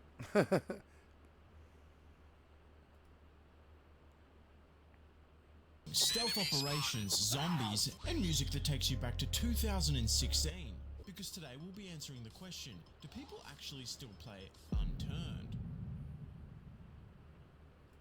Unturned is a free-to-play survival game that released in 2014. Last time I played this game was when I was 12. Little 12-y. And I actually streamed it on my channel in 2015 with my friend Kai. And yes, that is 3 frames per second. Now the stream is private to save me the embarrassment, if you were wondering. So today I re-invited Kai to see if he was dead 9 years later. And after finding a lobby in Bialk? Never played that one before. We joined up and was met with our first challenge. I'm in. Holy fuck. Let's turn down some of these goddamn... Oh my god, oh my god! It's so loud! Oh my god! Alright, the mission has begun, Kai. I need to find you. Holy shit, you're on the opposite side of the fucking map, man. So our first mission was set. I decided to loot up at Cherry Cape before making my long journey down to Tri-Town. Oh my god, this map is huge, bro. Are we ever gonna find each other here? That's the first objective, just finding each other. Bro, there's a bee! Hey, bee. Oh. What the fuck is that? Bro, there's a jumping zombie. Bro, I see someone. Bro, he's getting mobbed by zombies. I'm gonna go kill him. Come here, you dog. I am an assassin. Huh. Huh. Huh. I killed him, guy! You told me I killed 3 people! Holy shit, did you? Oh shit, there's a player. There's a player. Come here, dog. Oh, I just got clubbed, bro. No! After being clubbed over the head, I respawned, but this time I was much closer to Kai. Finally, 9 years later, we were about to see each other once again, but we didn't know it was gonna go down like this. Oh, we spawned next to each other. I'm coming. Oh, I'm being shot at. What the fuck is that? There's a car on me! I'm coming, Your little pussy belongs to me. He's on my ass! He's on my ass! He's on my ass! He's on my ass! Get ready. Boom! No damage. Oh shit! Oh! Yo, what's up now? What the fuck? Pick up his gun. I got it. They both died, bro. They're both dead. They're both dead. Oh my god, there's too much shit, bro. Me! Watch out, bro. He stomps. He stomps. Have you got any ammo? Nah, I need it. Oh, I died. Holy. One of them God blew up. damn it, man. And now I'm on the opposite side of the map. Moments after finding Kai again, looting their 2 corpses, and blowing their car up, more guns started popping off. Oh. Oh, shit. Yeah, I'm coming down. I'm coming down. There's another guy. There's another guy. He's behind the car. He's behind the car. He was. Oh, there he is. What? Oh, baby! Oh, wait, I can climb. Oh, someone's talking, bro.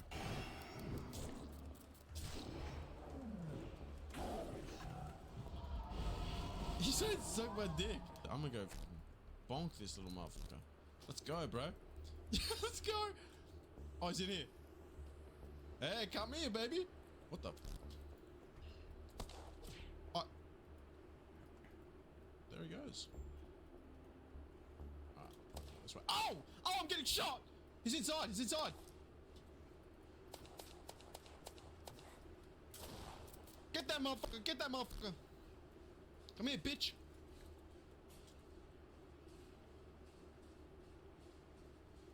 Ow! I hit him. I hit him. I hit him. Yo, I'm cracked. Okay. I lagged so bad and died because I got killed by someone. No. I think we should change maps. I think this one's just good because there's people like I just died to a zombie. Yeah, let's change, bro. With no loot left, we were defeated. Our goal to get absolutely loaded seemed like it was out of reach. We decided to change servers to a Washington map, but not long after joining, the server crashed. So we settled ourselves into a popular server on the map Germany. And this one gets intense. While Kai was fighting over loot in Berlin, I ran all the way to Hamburg and we discovered something beautiful. The beautiful town of Hamburg. I'm ready to get some loot and then we'll continue the journey to you. Oh wait, I think we can TP. Oh, hey! Oh, where are we going? We're going to the military base. So our first real mission was set. The military base is a hot zone for gunfights. It can have loads of guns. With no defenses, we were going in with more of a high risk, high reward mindset. I also drew a cock. Oh shit, bro. NASA! It's fucking a NASA base. Oh my god. We can jump up in here over here. I'm going stealth now. What the fuck? What is this? Oh, they're frothing in the mouth here. Holy shit, bro. 2 P90s. Oh my god, I've got heaps of guns, bro. Oh. That wasn't you shooting. Nah, it wasn't me. That wasn't me. Quick. Oh, he's right out front, bro. Shoot him. Got one. He should be low. I hit him a good. I'm close. Homie's dead. Homie's dead. Oh wait, I'm TPing. Okay, so we're gonna do a type /TPA space accept. Oh, fuck. They're all on me.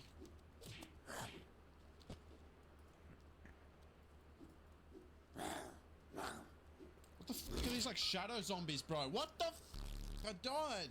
God damn it, bro. We killed those dogs too.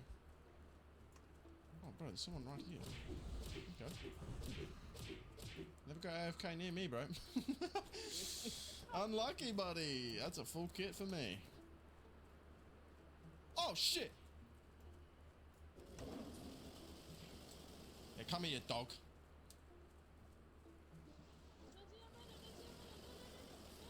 Nah, you're dead, bro. Nah. No pleading for life here. All right.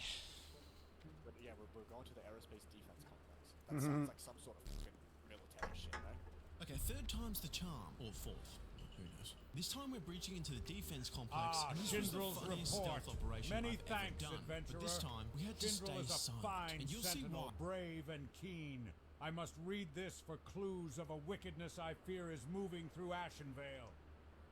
The Forsaken, the undead arm of the Horde, have crept into Ashenvale, lurking at our ruins and our barrows. We believe their goal is to spread disease amongst the lands of the Night Elves. We must confirm this. The Forsaken have a camp south of here, near the Dordanil Barrow Den, where they create poisons and diseases and place them in bottles. Fight your way into that camp and steal a bottle of disease. Return with such a bottle. I will test it and find its purpose.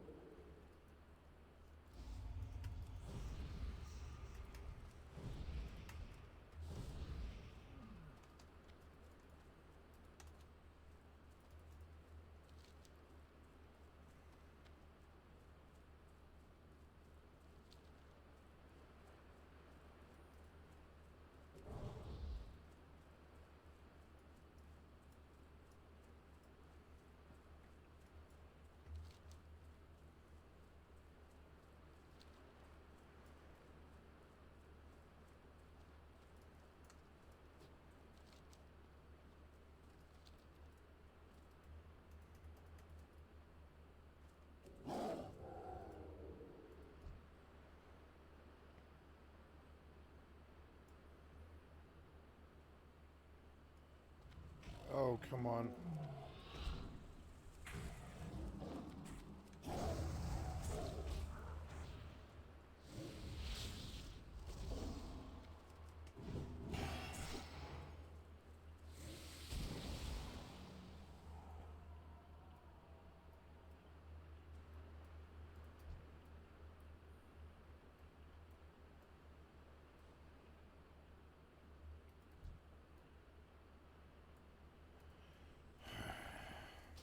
Why did that mob aggro me?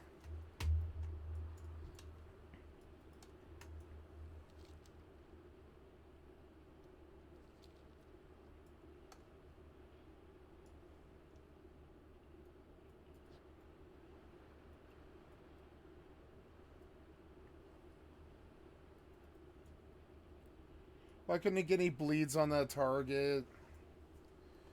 Why was his stun so long?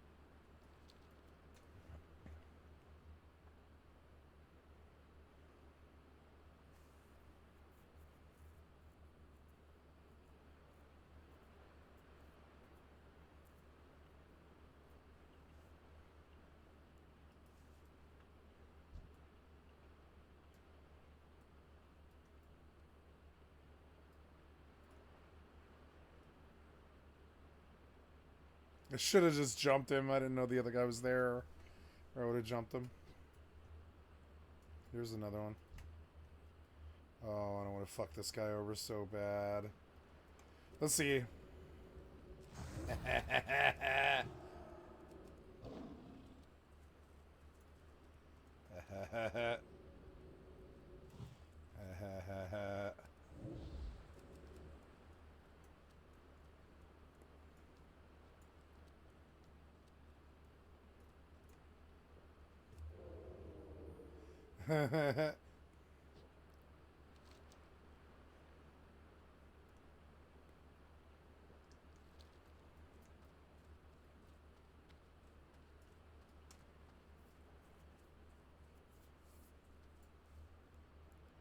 Is that the sound from the game?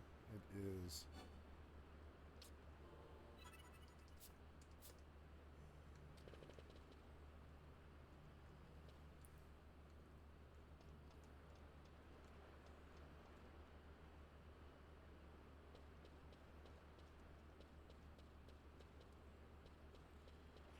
Yeah, it's fun, but oh yeah.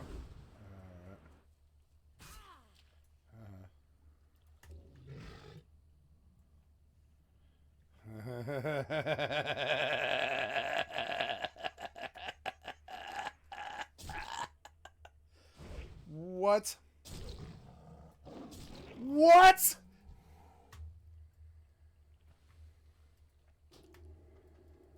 I don't know how he caught me when I got away and dropped combat, and he somehow caught me. I don't understand. I was AFK. I'm always AFK. It's so annoying. Oh well, the thing's right here. Stupid shaman.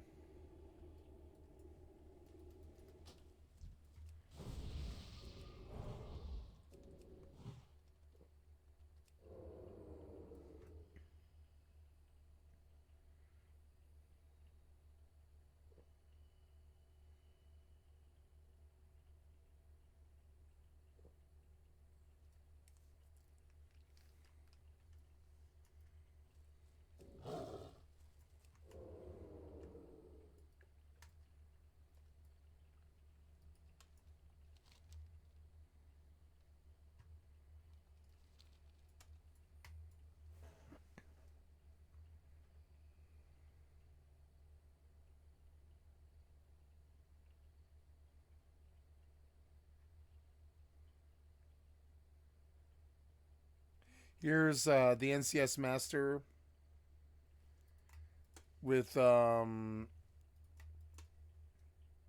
generation of nothing. I'm going to subscribe and like. Thank you to the NCS Master. Need to speak on it.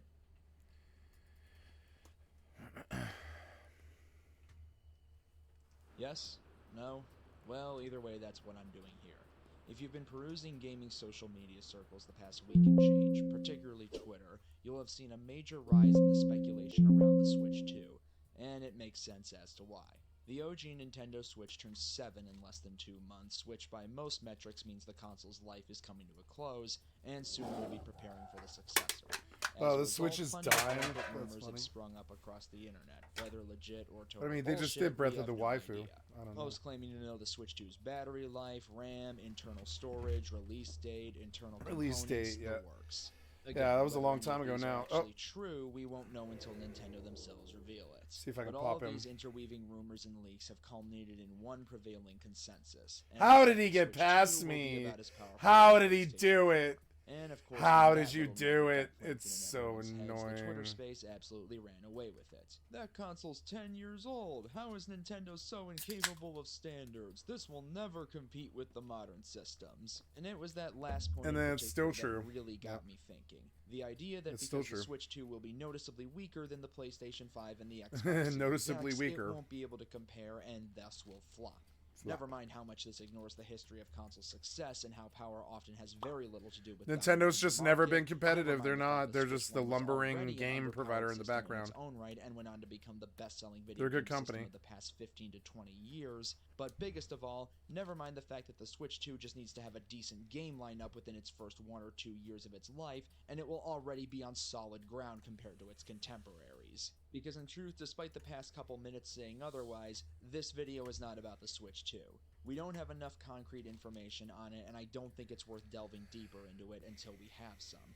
But rather, it's about the consoles the system will be competing with on the market, and how even despite its likely weaker status, I believe it will have no issue staking claim in the gaming landscape, cause it ain't that hard when the rest of that landscape is a barren fucking wasteland.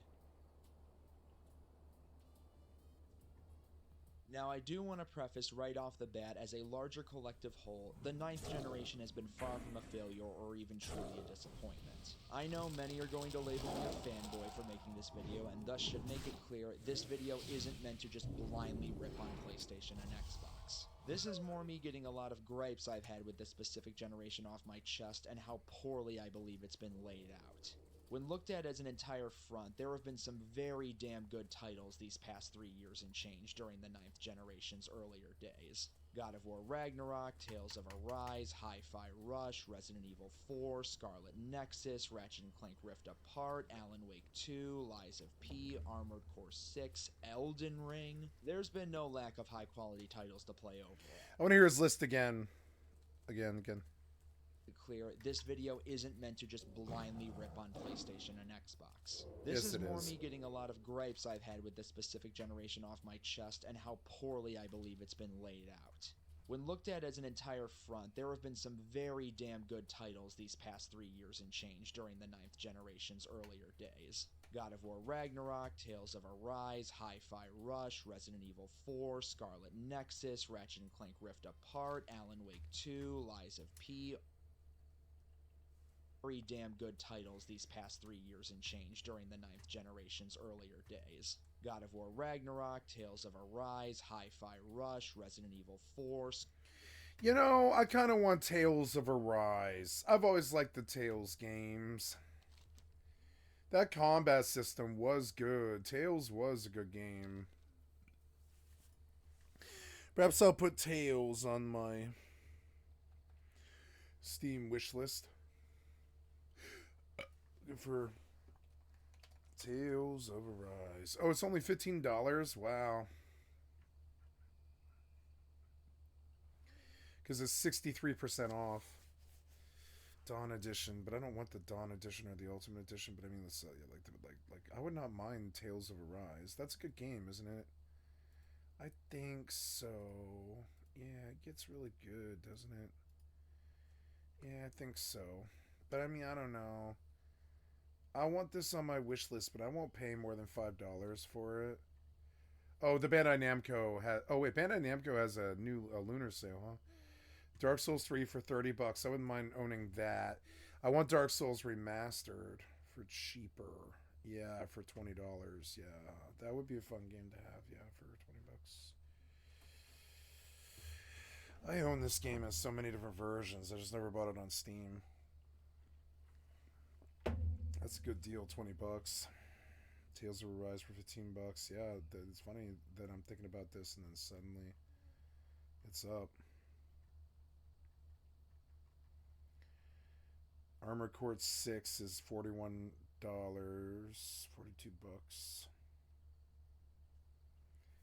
Sandland. I want Dark Souls Remaster for $20. I think that'd be a pretty good deal.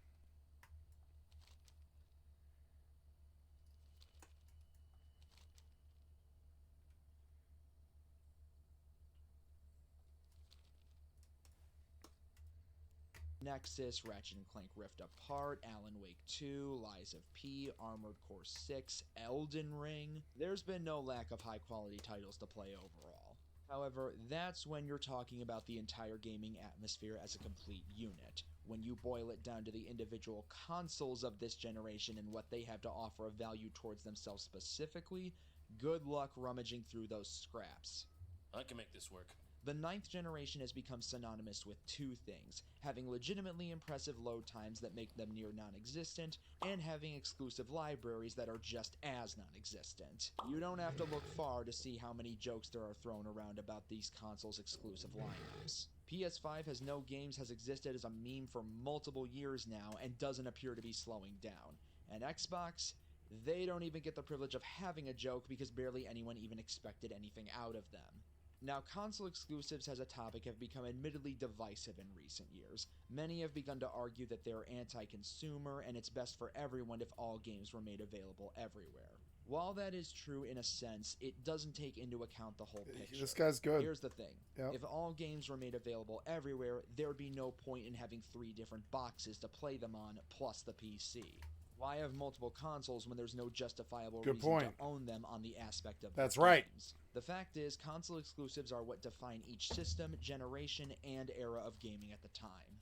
SNES versus Genesis had their biggest titles pitted against each other constantly. The PS1 took advantage over the N64 by having most third-party games be exclusive to it, and the PS4 all but dominated the Xbox One, not just because of the latter's horrendous start, but because it had practically no worthwhile experiences of its own, while the former had plenty.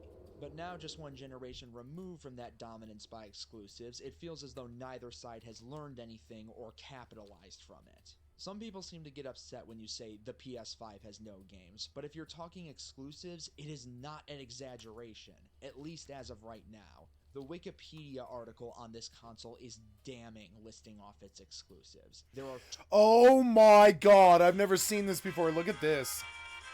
So, oh my god, look at this. This is the PlayStation 5 only games. And Horizon West was, well, no, I guess West is now going to be on PC. So yeah, it's like Demon Souls, 7 Rebirth, and that's the only one. Rise of the Ronin, Spider-Man 2, and Stellar Blade, and that's it. And I can't believe that like, I can't believe that. Wow.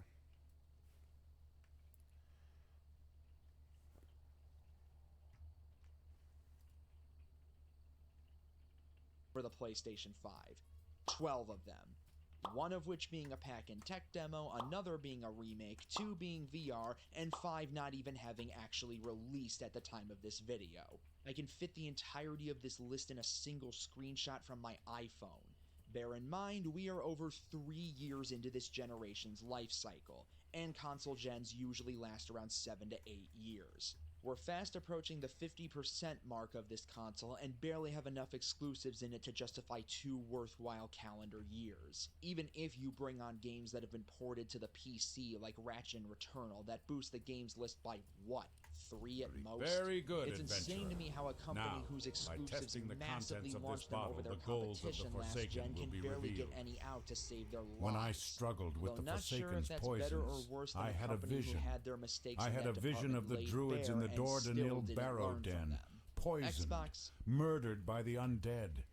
They are now errant ghosts, severed from their bodies and driven mad, so that the druid spirits might someday find peace. You must enter the Dor Danil Barrow Den and destroy its once great leaders, Tanil Darkwood, Uthil Mooncall, and Mavoris Cloudsbreak. Do this, then return to me. Okay.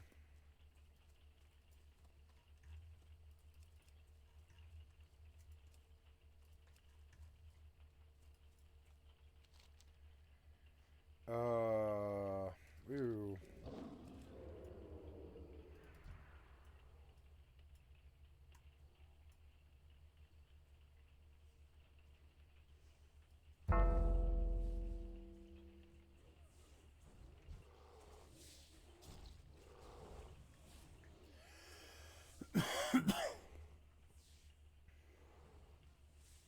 You guys gonna win this, or...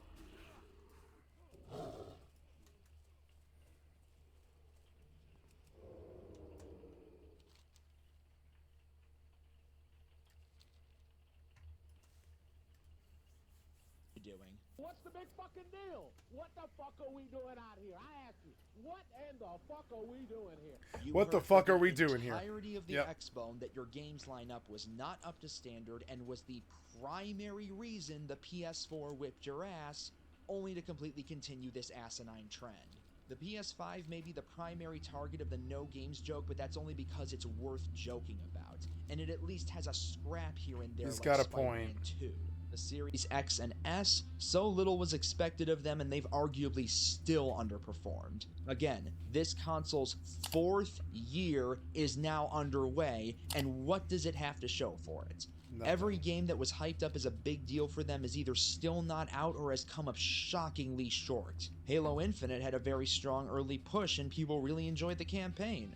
Until they massively bungled the roadmap of multiplayer and people left in droves. Starfield had some notably positive reception right out of the gate, until people No, it really didn't. noticed Bethesda's antiquated design and opinions of that game continued to dip by the month. And Redfall?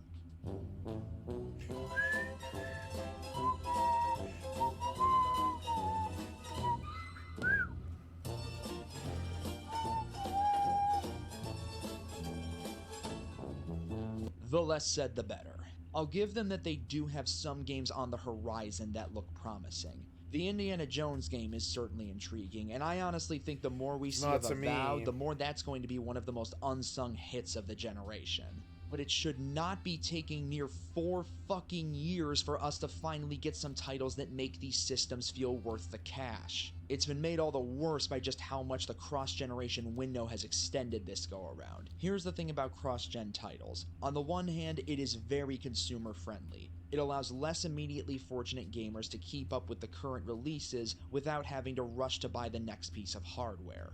However, the trade-off is that it ultimately takes value away from the new hardware, because what's the point of upgrading when you could still play these games on the old system? Which that point has only been further exacerbated by how little graphics and technology have advanced with each passing of the torch. Thus, several games which could have been a big boost for the new consoles like God of War Ragnarok and Horizon Forbidden West have that big exclusivity trump card slip through their hands. I will admit that points more up to your own interpretation on what you value, but in a generation that's starving for notable system sellers, it only further drives the issue home, at least in my opinion. All of this would be bad enough as is, but what makes it feel all the more baffling is that this desolate wasteland is coming off the heels of a system that showed just how impactful a consistent release schedule is. Take a look back at the Switch's first year. It's widely considered one of the greatest first years a video game console has ever had. Bullshit. This is not only because it had system-defining... Because of what? Zelda? What game was good on the Switch besides Zelda and, like,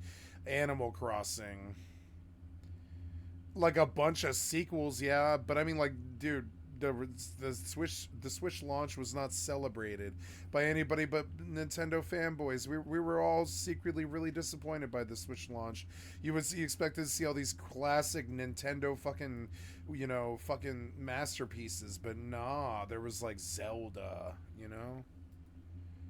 Animal Crossing. Months like Breath of the Wild and Mario Odyssey, but Mario also Odyssey because of was one good. main thing. Consistency. The Switch has been one of the most consistent consoles to grace the market, with practically every year of its life dropping at minimum 3 to 4 notable exclusives that will add value to the system and drive up reasons to own one. And I'm of the firm belief that this is one of the key contributors as to why the system has done so well. The hybrid gimmick and overall quality of the games has certainly played a factor, but the consistency of releases is one of the most... I have not bought a console now, and I'm proud of this, since the PlayStation 4 Pro, and I don't think I want to. PlayStation 4 Pro was the best. You can't top it. It's triple or 4 times the quality of a Switch, and yeah, I just don't feel like I ever need a console again. My PC will always be better. It's always just, it'll run 3 games at once. It's just... appreciated better aspects of the success of the Switch. Hell, just compare the Switch to its predecessor. The Wii U's calendar was so dry every year it could be mistaken for a pile of sawdust. What was the point of owning one if you could barely even count on a notable game to justify buying it? Which may end up being said for these current consoles when all is said and done. Yes, they are selling very well, but how much does that have to do with their actual quality and more with gaming as a hobby just becoming more widespread with each passing year? If they don't turn it around, what will the legacy of these systems be? Because right now it feels like it'll be two powerful bricks that barely had a thing of note to call their own. Why should I believe the one company who has shown they understand the importance of release consistency couldn't keep up with these two? I genuinely would not be shocked if the Switch 2 has a more complete library by its second year than the PS5 and Series X will have by their fourth Combined. or fifth. Yep. There are still a good few years for them to turn their libraries around, and both do have promising works in the pipeline, but the sooner they get it in our hands, the better. I want to be wrong about this. I would be overjoyed if this video ages poorly 3 to 4 years from now, and both of these consoles have stunning exclusive libraries that have people overjoyed about them. That won't happen. But right now, given that we're past the 3-year mark with these systems, they do not have the library that they cash grabbed a generation. That's why I say things that people just think that I'm just saying them because I'm partial or I'm old or I'm stuck in my ways. But no, man, I've owned almost every console under the sun, and I really feel that the PlayStation 4 Pro was the best one. And, you know, I don't think they'll ever rival it, and I don't think there will ever be a console catalog like that it's got the best of PS3 and PS4. And I mean, the PS5 is essentially the same thing as the PS4 Pro, so you could call the PS4 or the PS5 the best console ever, but I don't know. I think the Pro was really the best. It was compact, it was very powerful, it had a Blu-ray, it was very good, it was strong. The disk drive worked, it didn't break, it didn't have heat sink problems. It like ran games well, but it's dated now. It's too dated now for modern games, but it's still a good console. And so every time you talk about a Switch, I'm like, yeah, but PlayStation 4 is like 4 times what a Switch is. Like, why?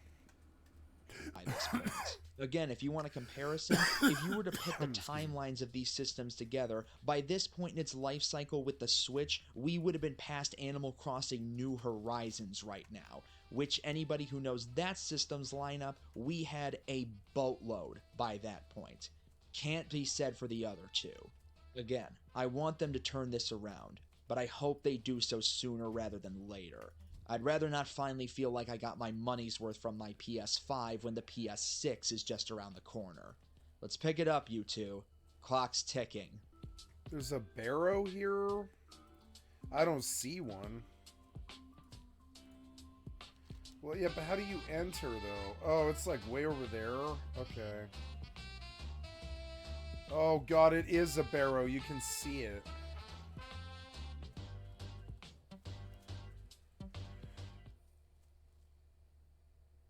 Nope, I don't want a random.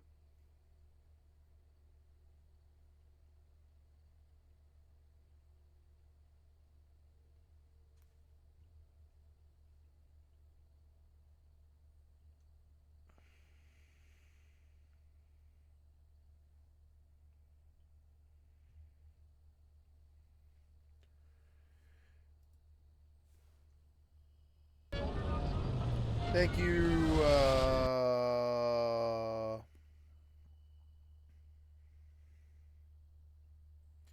the nth review. I've liked and subbed to your channel. This is why don't people like Starfield?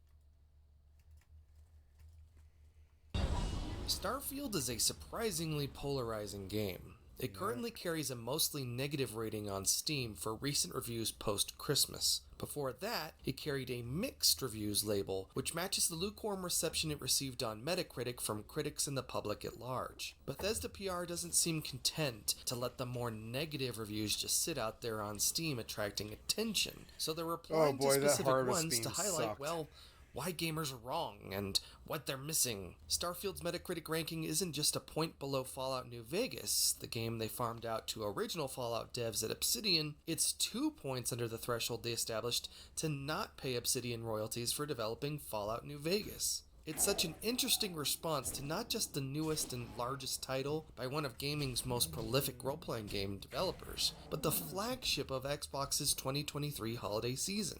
Ahead of its much-needed patches and expansions, it seems improbable that people will be playing Starfield years down the road like previous Bethesda games, even as they inevitably re-release it for future platforms. Honestly, I think a mostly negative tag is undeserved, but more of a piling on than anything else. But gamers have no issue with piling on.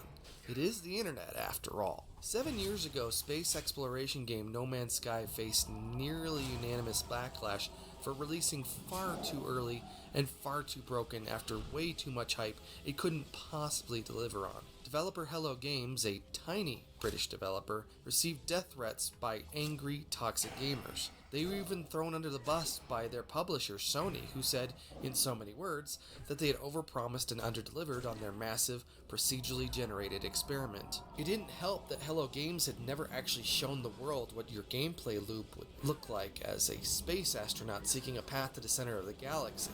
Following the game's release, Hello Games immediately went silent, kicking off perhaps the most incredible game development comeback miracle ever, as they patched and expanded the game over the most of a decade to make good on their initial promises, and then some. Presumably, Bethesda saw the backlash to No Man's Sky as they were kicking off development on their own space game. Rather than invent a whole bunch of new technology as Hello Games had, they opted to supersize the creation engine that had powered their previous games, even if they'd never made a space game before.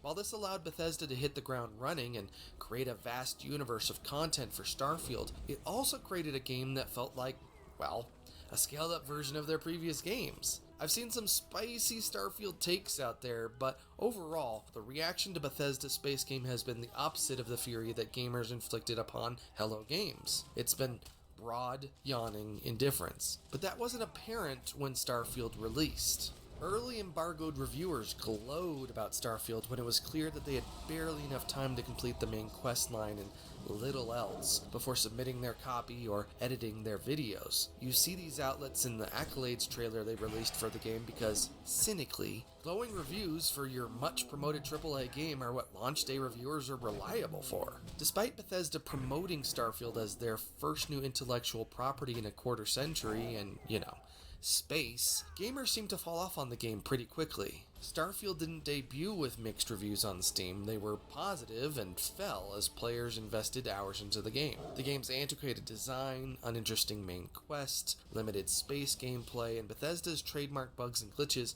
became apparent as players grappled with what was supposed to be Microsoft's big first-party exclusive for the holiday. And yet for how much Starfield seems to have disappointed players, for how much it didn't light the world on fire, for all its flaws and blemishes, I had a pretty fun time with it, clocking about 120 hours worth as I make this review.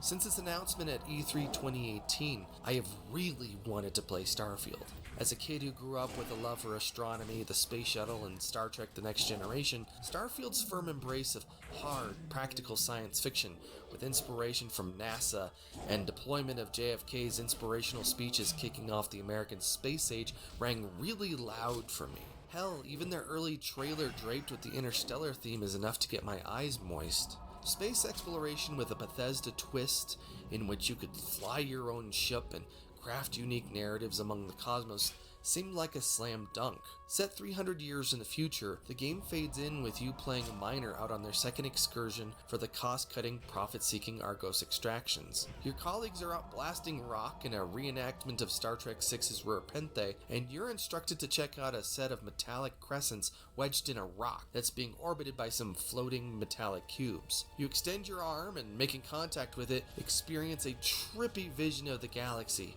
before waking up hours later to be scooped up. Yeah, I don't like this video. Sorry.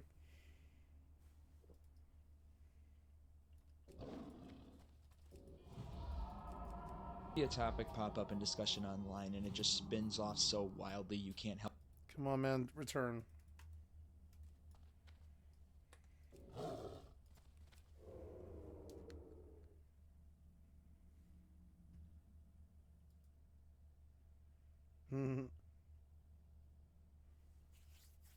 Thank you, Blue Squadron, for the excellent concert of my stream. This is called No Friends. Here's the best MMOs to play solo. Why can't Chrome, load videos anymore? Or is it seriously, reducing quality or what?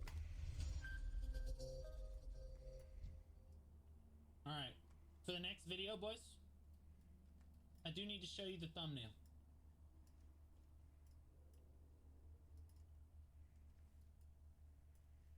He got us with the thumbnail.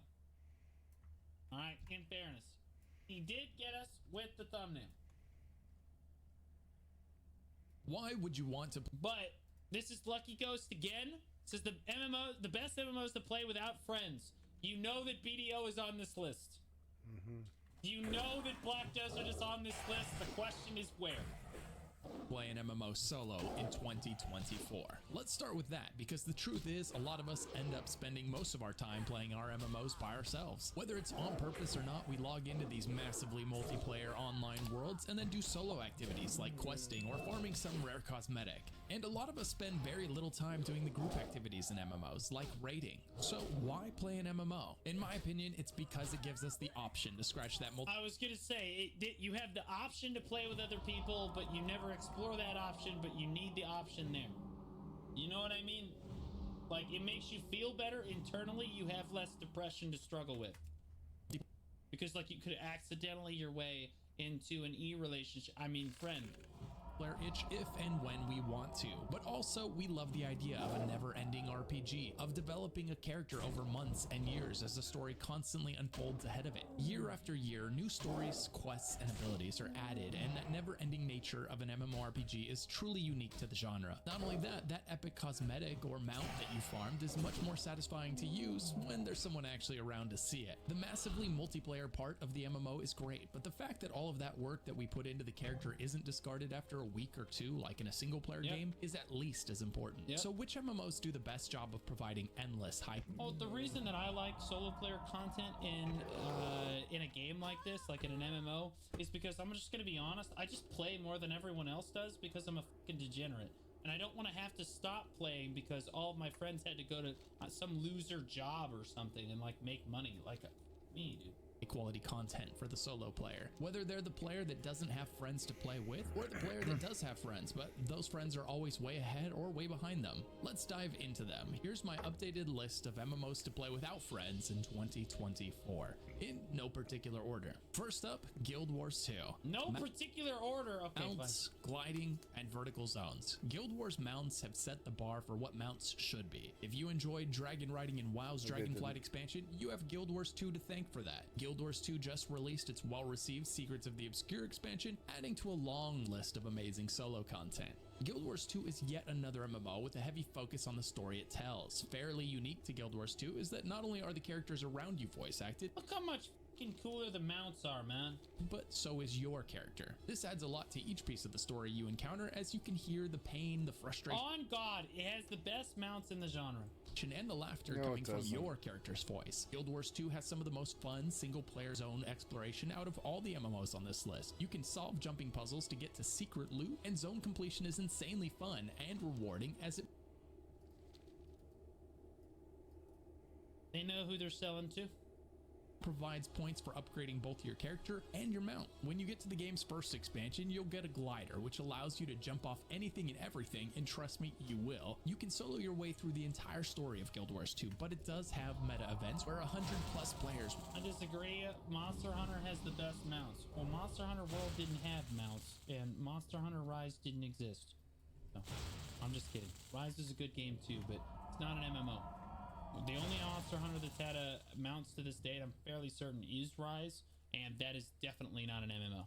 Will meet up to take down dragons the size of high rises. I know you're a solo main, but trust me, when you see one of these events happening, you're gonna want to run over and join in. It's a ton of fun. Guild Wars 2 has a community that loves their MMO perhaps more than any other MMO community I hear from. They're very vocal about it, and maybe there's a reason. The first 80 levels and over 200 hours of content are completely free, so jump in and try it if you haven't yet. It's an amazing game. There's no sub, not even an optional sub, but you will have to buy. Don't you love doing solo player strikes in Destiny? It's so much fun to grind out all of your gear.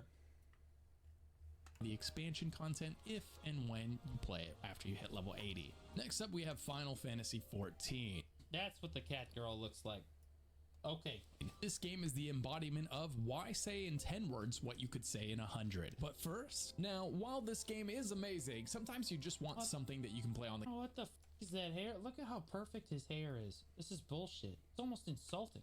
Final Fantasy XIV is what many players refer to as an RPG MMO. The story absolutely comes first, and there is a lot of it. Every bit of content. All you really do alone in Final Fantasy is the story, right? You don't really do anything else alone, right? Like, how are you going to ERP by yourself? Content in the game is unlocked as part of the story. Want to do a dungeon? Follow the story. Want to do a trial? Same thing. And in 2024, Final Fantasy XIV is getting a massive new expansion, making now the perfect time to hop in and catch up before its release. If you've ever logged into an MMO and not been sure what you were supposed to do first, you don't have to worry about that in Final Fantasy XIV. The answer is always, in part or in whole, the main story quest. There's hundreds of hours of content there alone, and that's before you get into all of the optional stuff like side quests or cosmetic and mount farming, which Final Fantasy does better than just about any other MMO out there. All the best cosmetics and all the best mounts are earned in-game. I mention that because this alone adds so much. That's fair, but Guild Wars 2 still has the best mounts. The solo experience, as you have so many mounts. What does the RP mean? It means you sit in a room with a cat girl and pretend that you're like the player that you are in the game. And you do activities.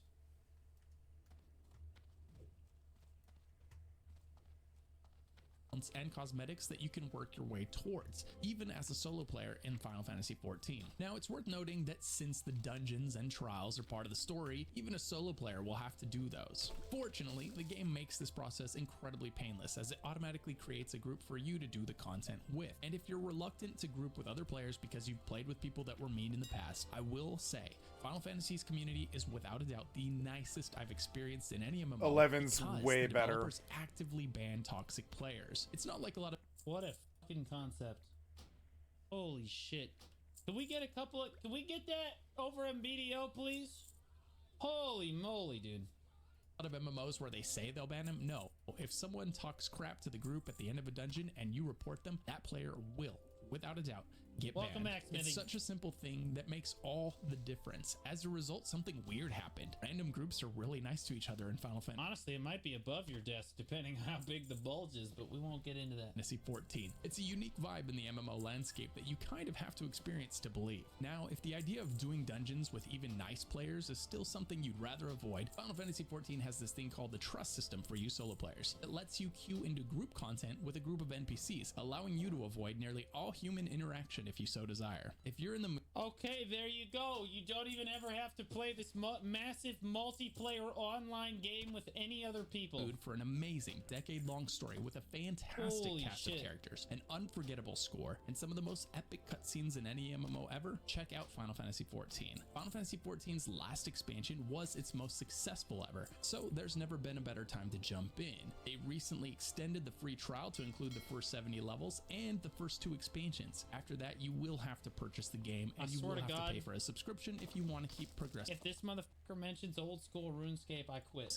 Farther. Next up, Elder Scrolls Online. PC, Mac, Xbox, and PlayStation. Furries, Scalies, and drunk Nords running around Skyrim. What? Elder Scrolls Online is another MMO that focuses on the story first and group content second. 2024 is a great year to dive into ESO. It's coming off the heels of an amazing 2023 where they added a great new class and an endless dungeon. But possibly even more important, Ultima Online? Ultima Online spelled with an A, dumbass.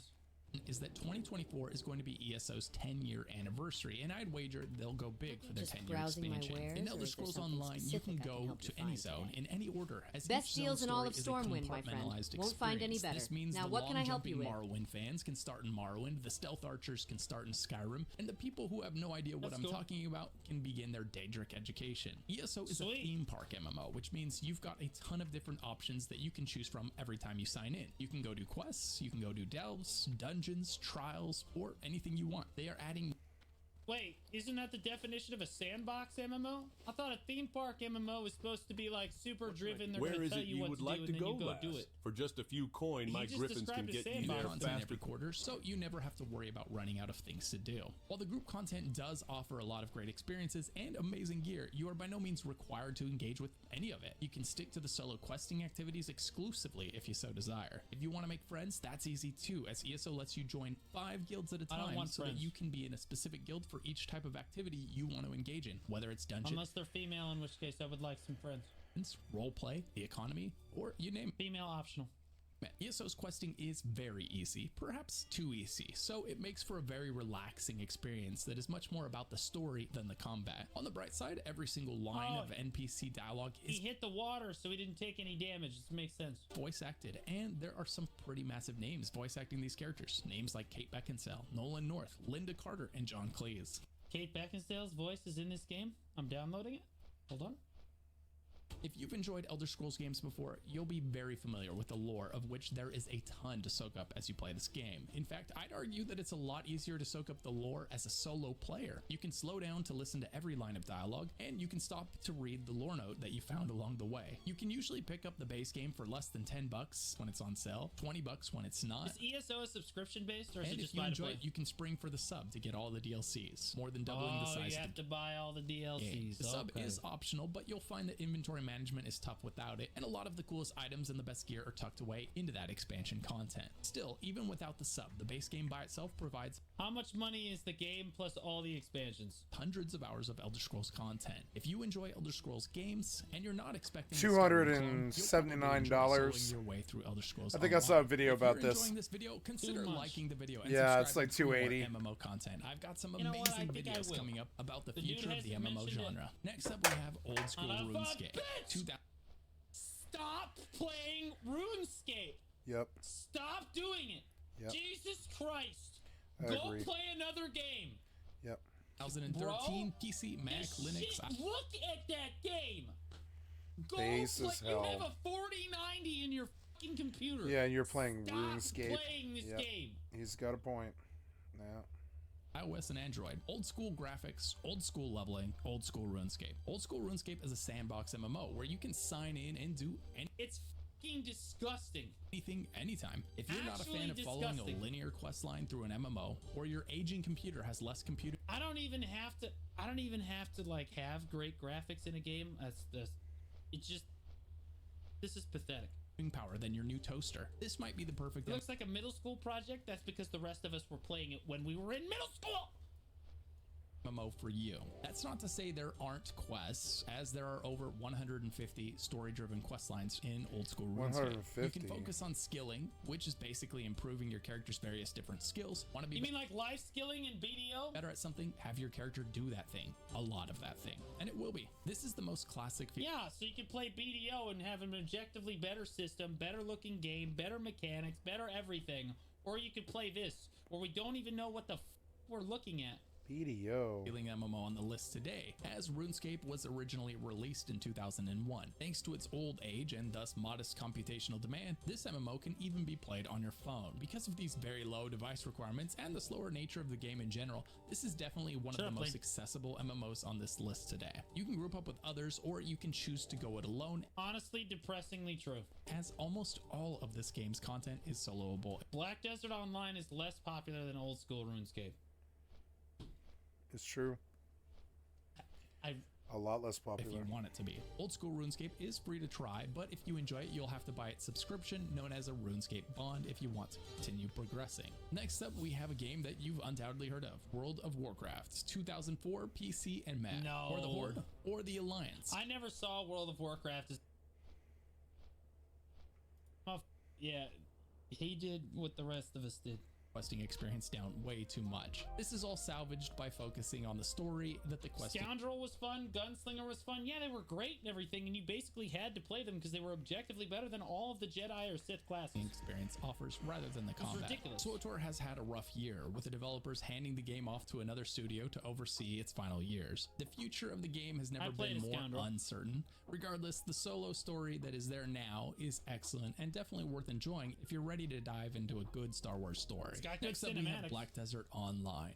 Yeah, my man, we made the list. We have no friends.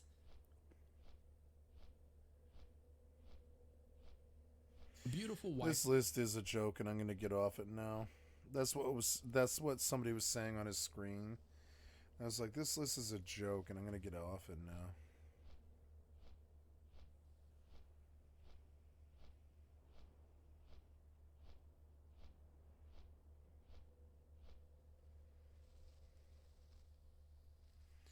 Everybody's going after Bethesda. Jesus Christ. and provide the rewards that make continued play feel worthwhile. Skyrim is a rare... This is definitely still a wasteland worth exploring. Just don't expect almost Fallout 4. overwhelming variety that this game just blows away pretty much anything similar. Barely anything even comes close. Woo! And one of the great things about having a fully dynamic game engine is all of this just works. Fallout 76 is an unfinished, unimaginative, and unacceptable product that Bethesda should be ashamed of. The characters' facial expressions and lip syncing, which are done procedurally by a program, are incredibly accurate, and the character models look really great. We always start with the world, and this time it features all new rendering, lighting, and landscape technology. It allows us to have 16 times the detail. It had the same fucking areas, it had the same loot, it had the same combat, it had the same gameplay. And it was boring. It was.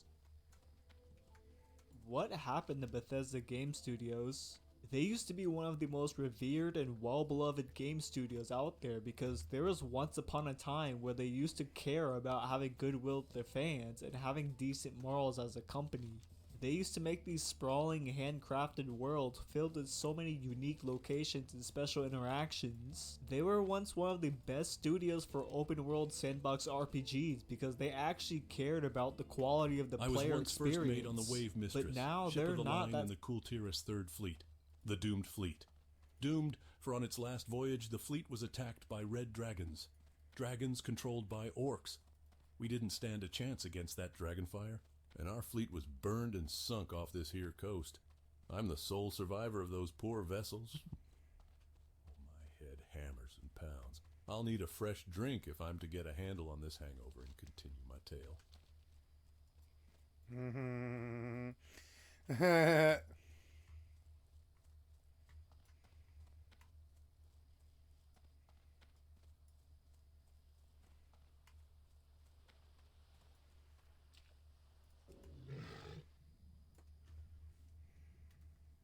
Studio that we once loved anymore. There's something completely different, something unrecognizable. Their stories were massively streamlined and oversimplified, their worlds were less memorable, and their gameplay hasn't seen an innovative change in over a decade. They've lost all of the passion that they once had. Now it seems like Bethesda has let all the fame and glory get to their heads, and now they've become the same soulless, blood-sucking, greedy company like many of the others in the gaming industry. And the worst part about this is that it seems like they don't ever plan on changing their ways back how they used to be. Because after playing Starfield and seeing how this was supposed to be the culmination of 8 long years of blood, sweat, and tears, we get a complete dud of a game. And not only that, but they are completely adamant and stand by all the design decisions they made for this game, and that is worrying. Now, it's been about 4 months since Starfield's been released, and since then, it's met a lot of pretty mixed reception from hundreds and thousands of players. And now it's sitting at a solid 63% overall rating on the Steam store page, with a slew of mostly negative reviews bombarding it recently. Many of them stating the exorbitant amounts of loading screens, boring dialogue, repetitive procedural generation, and so much more. And to be honest, I agree with this rating on Steam because Starfield is pretty mid. While it doesn't do anything offensively wrong, it also doesn't do anything great either. It's a middle-of-the-road milquetoast game at best, and a shallow amalgamation of half-baked ideas at worst. It's like eating an unseasoned piece of white chicken meat. No flavor and extremely dry. But that's not the worst part about Starfield. The worst part is that the devs are doubling down on the decisions they've made with the game, even going so far as to tell disappointed players that they're wrong and that the game is actually good. And after seeing how Bethesda Game Studios responded to the criticism, it kinda revealed a concerning future that BGS is barreling towards with no plans on stopping anytime soon. The dark reality that Bethesda games going forward will most likely be at the same level of quality, or lack thereof, as Starfield. And as a longtime fan of Bethesda games, this is concerning. For so many years, Todd Howard has pushed the idea that the games were good because of this so-called quote, Bethesda magic, that their games, despite all their jankiness, were amazing because they, quote, just work. But as the years went on and people grew up, that thinly veiled veneer faded away, revealing that this so-called Bethesda magic was nothing more than just a copious amount of crunch time and spaghetti code. Todd's sweet honeyed words turned out to be no more than just a simple facade that's kept many people fooled for over a decade. It was even a miracle that the games even worked in the first place, with how many bugs and glitches were riddled all throughout them. When Todd Howard said that the games just work, that wasn't him being facetious, that was him being genuinely surprised that their final product wasn't a complete shit show with how chaotic their development cycle probably was. Now though, with the disappointing release of Starfield, that pixie dust that Todd's been relying on to fool us for so long no longer works, and we can finally see the dark truth about Bethesda game studios. And it's that compared to other Western AAA game devs, BGS is just as scummy, just as greedy, and just as mediocre as the rest of them. We've only been putting up with their bullshit for so long because their games used to be good. But after seeing how BGS responded to Starfield's criticisms, I don't think that's going to be the case anymore, because their egos have inflated to the point where they will deny any constructive feedback for their games and will continue to try and squeeze out as much money as possible from their fans. Now, to see where this decline started happening, let's go back to the year 2006 with the release of The Elder Scrolls Oblivion, the game that was revered by fans and critics alike as one of the best first-person single-player RPGs for its time. Everyone and their grandmother was giving this game 9s and 10s across the board, praising this game to high heaven. Bethesda Game Studios was everyone's golden child, and they felt like they were on top of the world, untouchable even. So much so that they started experimenting with more ways to monetize their games. And in April of 2006, just 1 month after Oblivion's launch, Bethesda released their infamous Horse Armor DLC. We might look back at it now and think it's pretty silly to charge people for some cosmetic horse armor. I mean, who in their right mind would sell such a thing? Oh. Now, despite the heavy backlash of the horse armor, Bethesda would stick to their guns and go on to release even more microtransactions for Oblivion, each garnering decent success. And at this point is where Bethesda would start to reveal their more sinister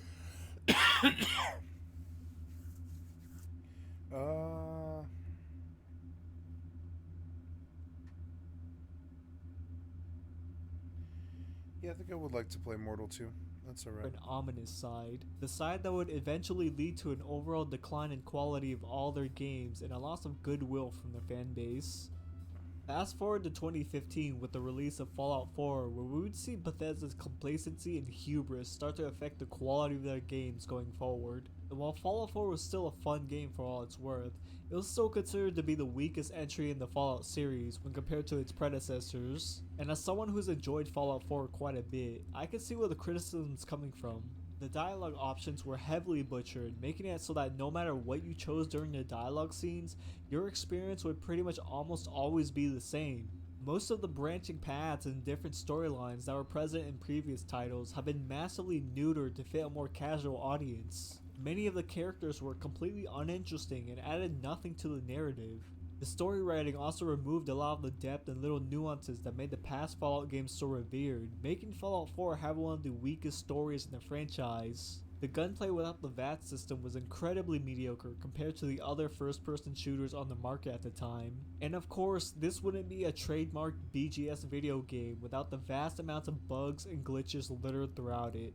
And while Bethesda didn't really have any controversies with Fallout 4, this time period would mark the point where their entire game design philosophy shifted away from what originally made their games so fun in the first place, like deep and intricate stories with multiple branching paths, or well written and interesting morally gray characters. A lot of the elements that we see featured here in Fallout 4 would later lay the foundation for how future Bethesda titles would be made, especially Starfield, seeing as how it plays a lot like Fallout 4. 2015 was also the time where Bethesda tried to implement paid mods for Skyrim, but to be fair, the fault was more 50-50 between Steam and Bethesda on this one. Basically what happened was that Bethesda had worked with Steam to implement a way to pay for certain mods. They stated that the goal with this was to compensate modders for all their hard work, basically fixing Bethesda's games for them. But I think it's pretty obvious to everyone that the real reason was that Bethesda just wanted a way to make more money by monetizing mods. And to no one's surprise, once this program was launched, there was a massive backlash because most of the mods on the selection were just ones that were already available on Nexus Mods for free, but on Steam Workshop, they were locked behind a paywall. And just 4 days after they launched this program, Steam would shut it down due to the overwhelmingly negative reception. But even though this time was a failure, Bethesda were still adamant on finding a way to integrate paid mods into their games, and would eventually try their luck again in 2017 with Fallout 4. This was when they would introduce the Creation Club, an official program to allow modders and Bethesda to monetize mods and have a way to make money off their hard work, while also curating the mods to ensure that they are of the highest quality, because we all know that's what Bethesda is known for. Anyways, Fallout 4's paid mods weren't as negatively received as Skyrim's, meaning that the Creation Club would mark the first step in BGS's plan to successfully monetize mods for all of their games. An ill omen for the future, no doubt, because just recently, as of December 2023, Bethesda have added paid mods back into Skyrim, and there doesn't seem to be much backlash so far. So now it's only a matter of time until they're added into Starfield. BGS have finally figured out a way to monetize the modding community, and this would set a precedent for their future games for sure. Bethesda's greed truly knows no bounds. Now let's jump to 2018 with the release of Fallout 76, the multiplayer Fallout title. And while the idea of an MMO Fallout game is an interesting concept, Bethesda had completely dropped the ball with this title because on launch, Fallout 76 was extremely buggy, more so than a typical BGS game. There is barely any content within it, and for some godforsaken reason, there were no NPCs throughout the entire map. This move was probably an attempt to cut costs so they wouldn't have to hire as many voice actors, but it seems like that didn't really pan out so well for them, as they would eventually add NPCs into the game a year later.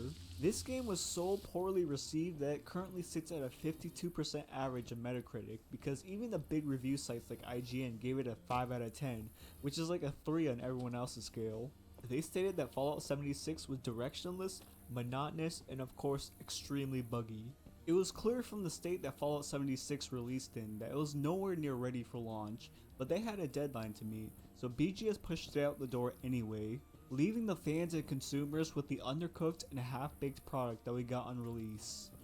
So not only did Fallout 76 release with subpar quality, but it was also rife with controversies that just made Bethesda look much worse because of how they handled them. The first one was the canvas bag controversy, where people who bought the $200 collector's edition of Fallout 76 would receive a number of collectible Fallout memorabilia, one of them being a Fallout 76 themed duffel bag made out of canvas material. Why anyone would pay $200 for this game is beyond me, but that's besides the point, because it turns out that Bethesda did the classic bait and switch and swapped the duffel bag material from canvas to nylon without telling anybody.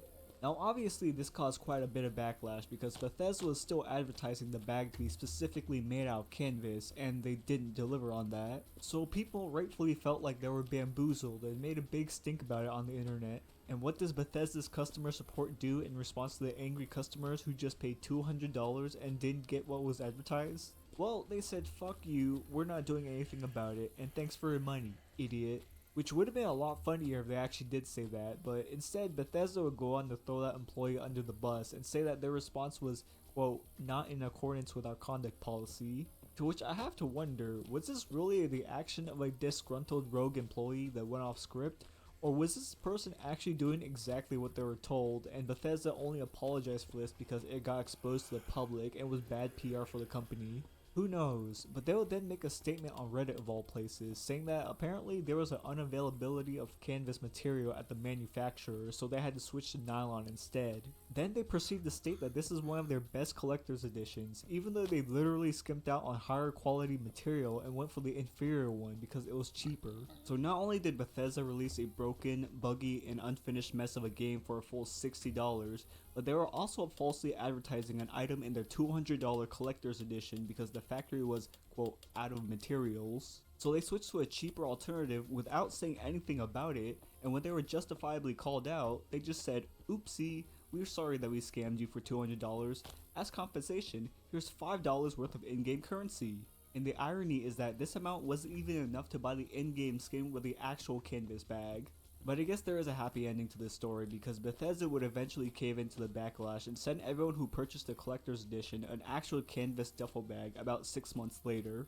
What's astounding about this whole situation is just the absolute gall of this company to think that they can pull some shit like this and get away with it. This is something you would expect EA or Activision to do. No one would ever thought BGS would be the ones to do this. And it really goes to show that Bethesda is following that same downward spiral of soulless corporal greed. And this isn't even the only controversy good he that said Fallout it. 76 would get into, because they That's also what I came had here for. another separate pre-order collector's item called the Nuka Dark Rum, which is just rum in a Nuka-Cola glass bottle that you can purchase for $80. Now, aside from the bottle being worth more than the game itself, the problem with the Nuka Dark Rum was that everyone who bought it thought that the bottle would be shaped just like a Nuka-Cola bottle from the Fallout universe. And from the marketing pictures they used, it would seem like that's the case. But it turns out that it wasn't like that at all, because the Nuka-Cola shaped bottle that everyone expected to arrive turned out to be just a regular glass bottle inside of a Nuka-Cola shaped plastic shell. Yeah, so apparently Bethesda just happened to forget to mention in any of their marketing that the product would be just a normal ass bottle of rum put into a cheap plastic case. And obviously people were once again angry at BGS for clearly misleading customers in the marketing and still charging an exorbitant price for it. The bottle manufacturer would eventually come out with a response to the criticism, basically saying that they worked really hard on it and that it's They worked actually really a good hard on product that, because they yeah. put a lot of effort into it. Something similar to what we would eventually hear again in the present day. This whole debacle was another case of Bethesda falsely marketing something only to do a bait and switch in the end in the hopes that they would be able to get away with it. It's clear that at this point BGS have completely shifted their priorities from trying to deliver good, high quality products to using deception and dishonesty to squeeze out as much money as possible from their fans, while trying to cut as many corners as they can to save money. They did it with the production of Fallout 76, they did it with the canvas bag, and they did it with the Nuka-Cola Dark Rum. I don't want to say that's true, but the evidence here seems to suggest that BGS is following this very dark path. Now we jump to the current day in 2023 with the release of the highly anticipated Starfield. The game where you could explore thousands of unique planets, encounter a huge cast of memorable characters, and fight enemies using the ultra-refined combat system that took years to perfect. Bethesda worked 8 long years on this project that was supposed to be their best game yet, their magnum opus if you will. Every tabloid review site was giving this game exceptionally high scores and praising it to high heaven. It even won the award for most innovative game on Steam, which means it had to be an amazing game, right? Well, not really. Actually, it kinda sucks. Like, a lot. I'm not gonna go into full detail about what's wrong with this game because I've already made a review on it, and if you're curious, you should go watch it. The link will be down below in the description. Can't find the vendors I But to put it need. briefly, Starfield promised many features in the marketing of the game, only for most of them to turn out to be severely half-baked or extremely underwhelming. The thousands of planets that you could, quote, explore were actually just small procedurally generated sandboxes with a few random copy-pasted points of interest placed all around them. The story, characters, and world building were exceptionally boring because everyone and everything was presented in the most stale and bland way imaginable.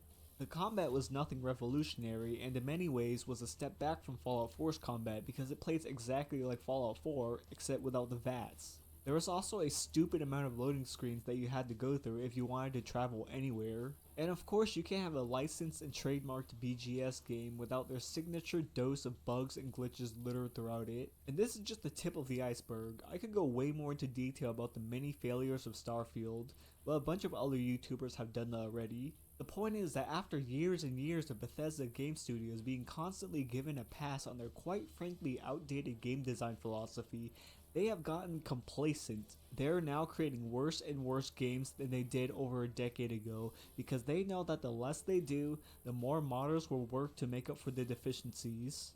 Morrowind, Oblivion, Skyrim, Fallout New Vegas were all revolutionary games for their time. But since then, games have gotten faster, smoother, prettier in the years leading up to today. And it seems like Bethesda is still stuck in the past and refuses to adapt to the current gaming landscape because of their overinflated ego. It's one thing to respond to criticism about your game with an apology and an assurance that you'll do better next time, but it's another to actively tell your consumers that they're wrong and your game is actually good. Because as if Bethesda didn't have enough ego already, some devs took it upon themselves to respond to the negative reviews on Steam in the most inane and asinine way possible. They took any criticism and basically said, but it's supposed to be that way, and then tried to justify why their game sucks. For example, in this Steam review, this user basically said that the planets were empty and boring. So how do the devs respond to that? Well, they said that the planets were meant to be empty by design, and that it's not boring because, quote, when the astronauts went to the moon, there was nothing there, and they certainly weren't bored. What? Like, how arrogant do you have to be to compare your fucking video game to one of the greatest feats in human history? You can arrive at the moon in mere seconds with a press of a button from the comfort of your living room sofa. How does that even come close to the decades worth of astrophysics time has research got and away actual from me, human damn it. lives? I hate to do this, guys. I wanted to do a session on Mortal, but my day has gotten away from me, and I have to be up early in the fucking morning at 8 in the morning, and it's already 11. So I'm gonna go to bed and try to get to bed early, and it's gonna be really hard. But I gotta go do things I don't want to do because I'm a human being. I'm an adult with a life, and I've got to go do things I don't want to go do. So here we are. Just a reminder, you've been watching skycat.live. I am full-time variety gamer all day, every day. Put me on in the background. Sorry, my day was kind of distracted today. Had a visitor and all this. And tomorrow I've got 2 doctor's appointments and a blood draw. So, yeah, just kind of busy. And so, yeah. That's all I have for you currently, and if you wish, just come to skycat.live and click on the cat space to donate, or come to Twitch and give me a sub. And if you like what you saw here, and this session was recorded. It is 8 hours and 30 minutes long. It's a lot shorter than normal, but I've got to go to bed 3 hours early because I have to get up 3 hours early. And I'm terribly sorry about that. So anyways, thank you so much for your time and hanging out with me today. Tomorrow I'll do more WoW SoD, and I'll be a bit more focused and be able to, like, you know, actually pay attention and stuff. And yeah, and that's all I have for you. I love you guys. Thank you so much for your time. Bye.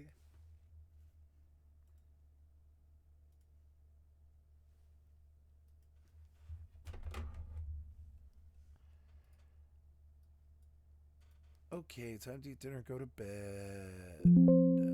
Yes, do you want to discard delay? No, we don't. So, okay, and I love you guys. You have a good night. Take care. Oh,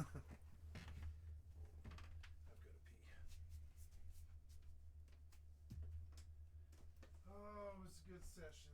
Getting a lot done. Lost a lot of titles.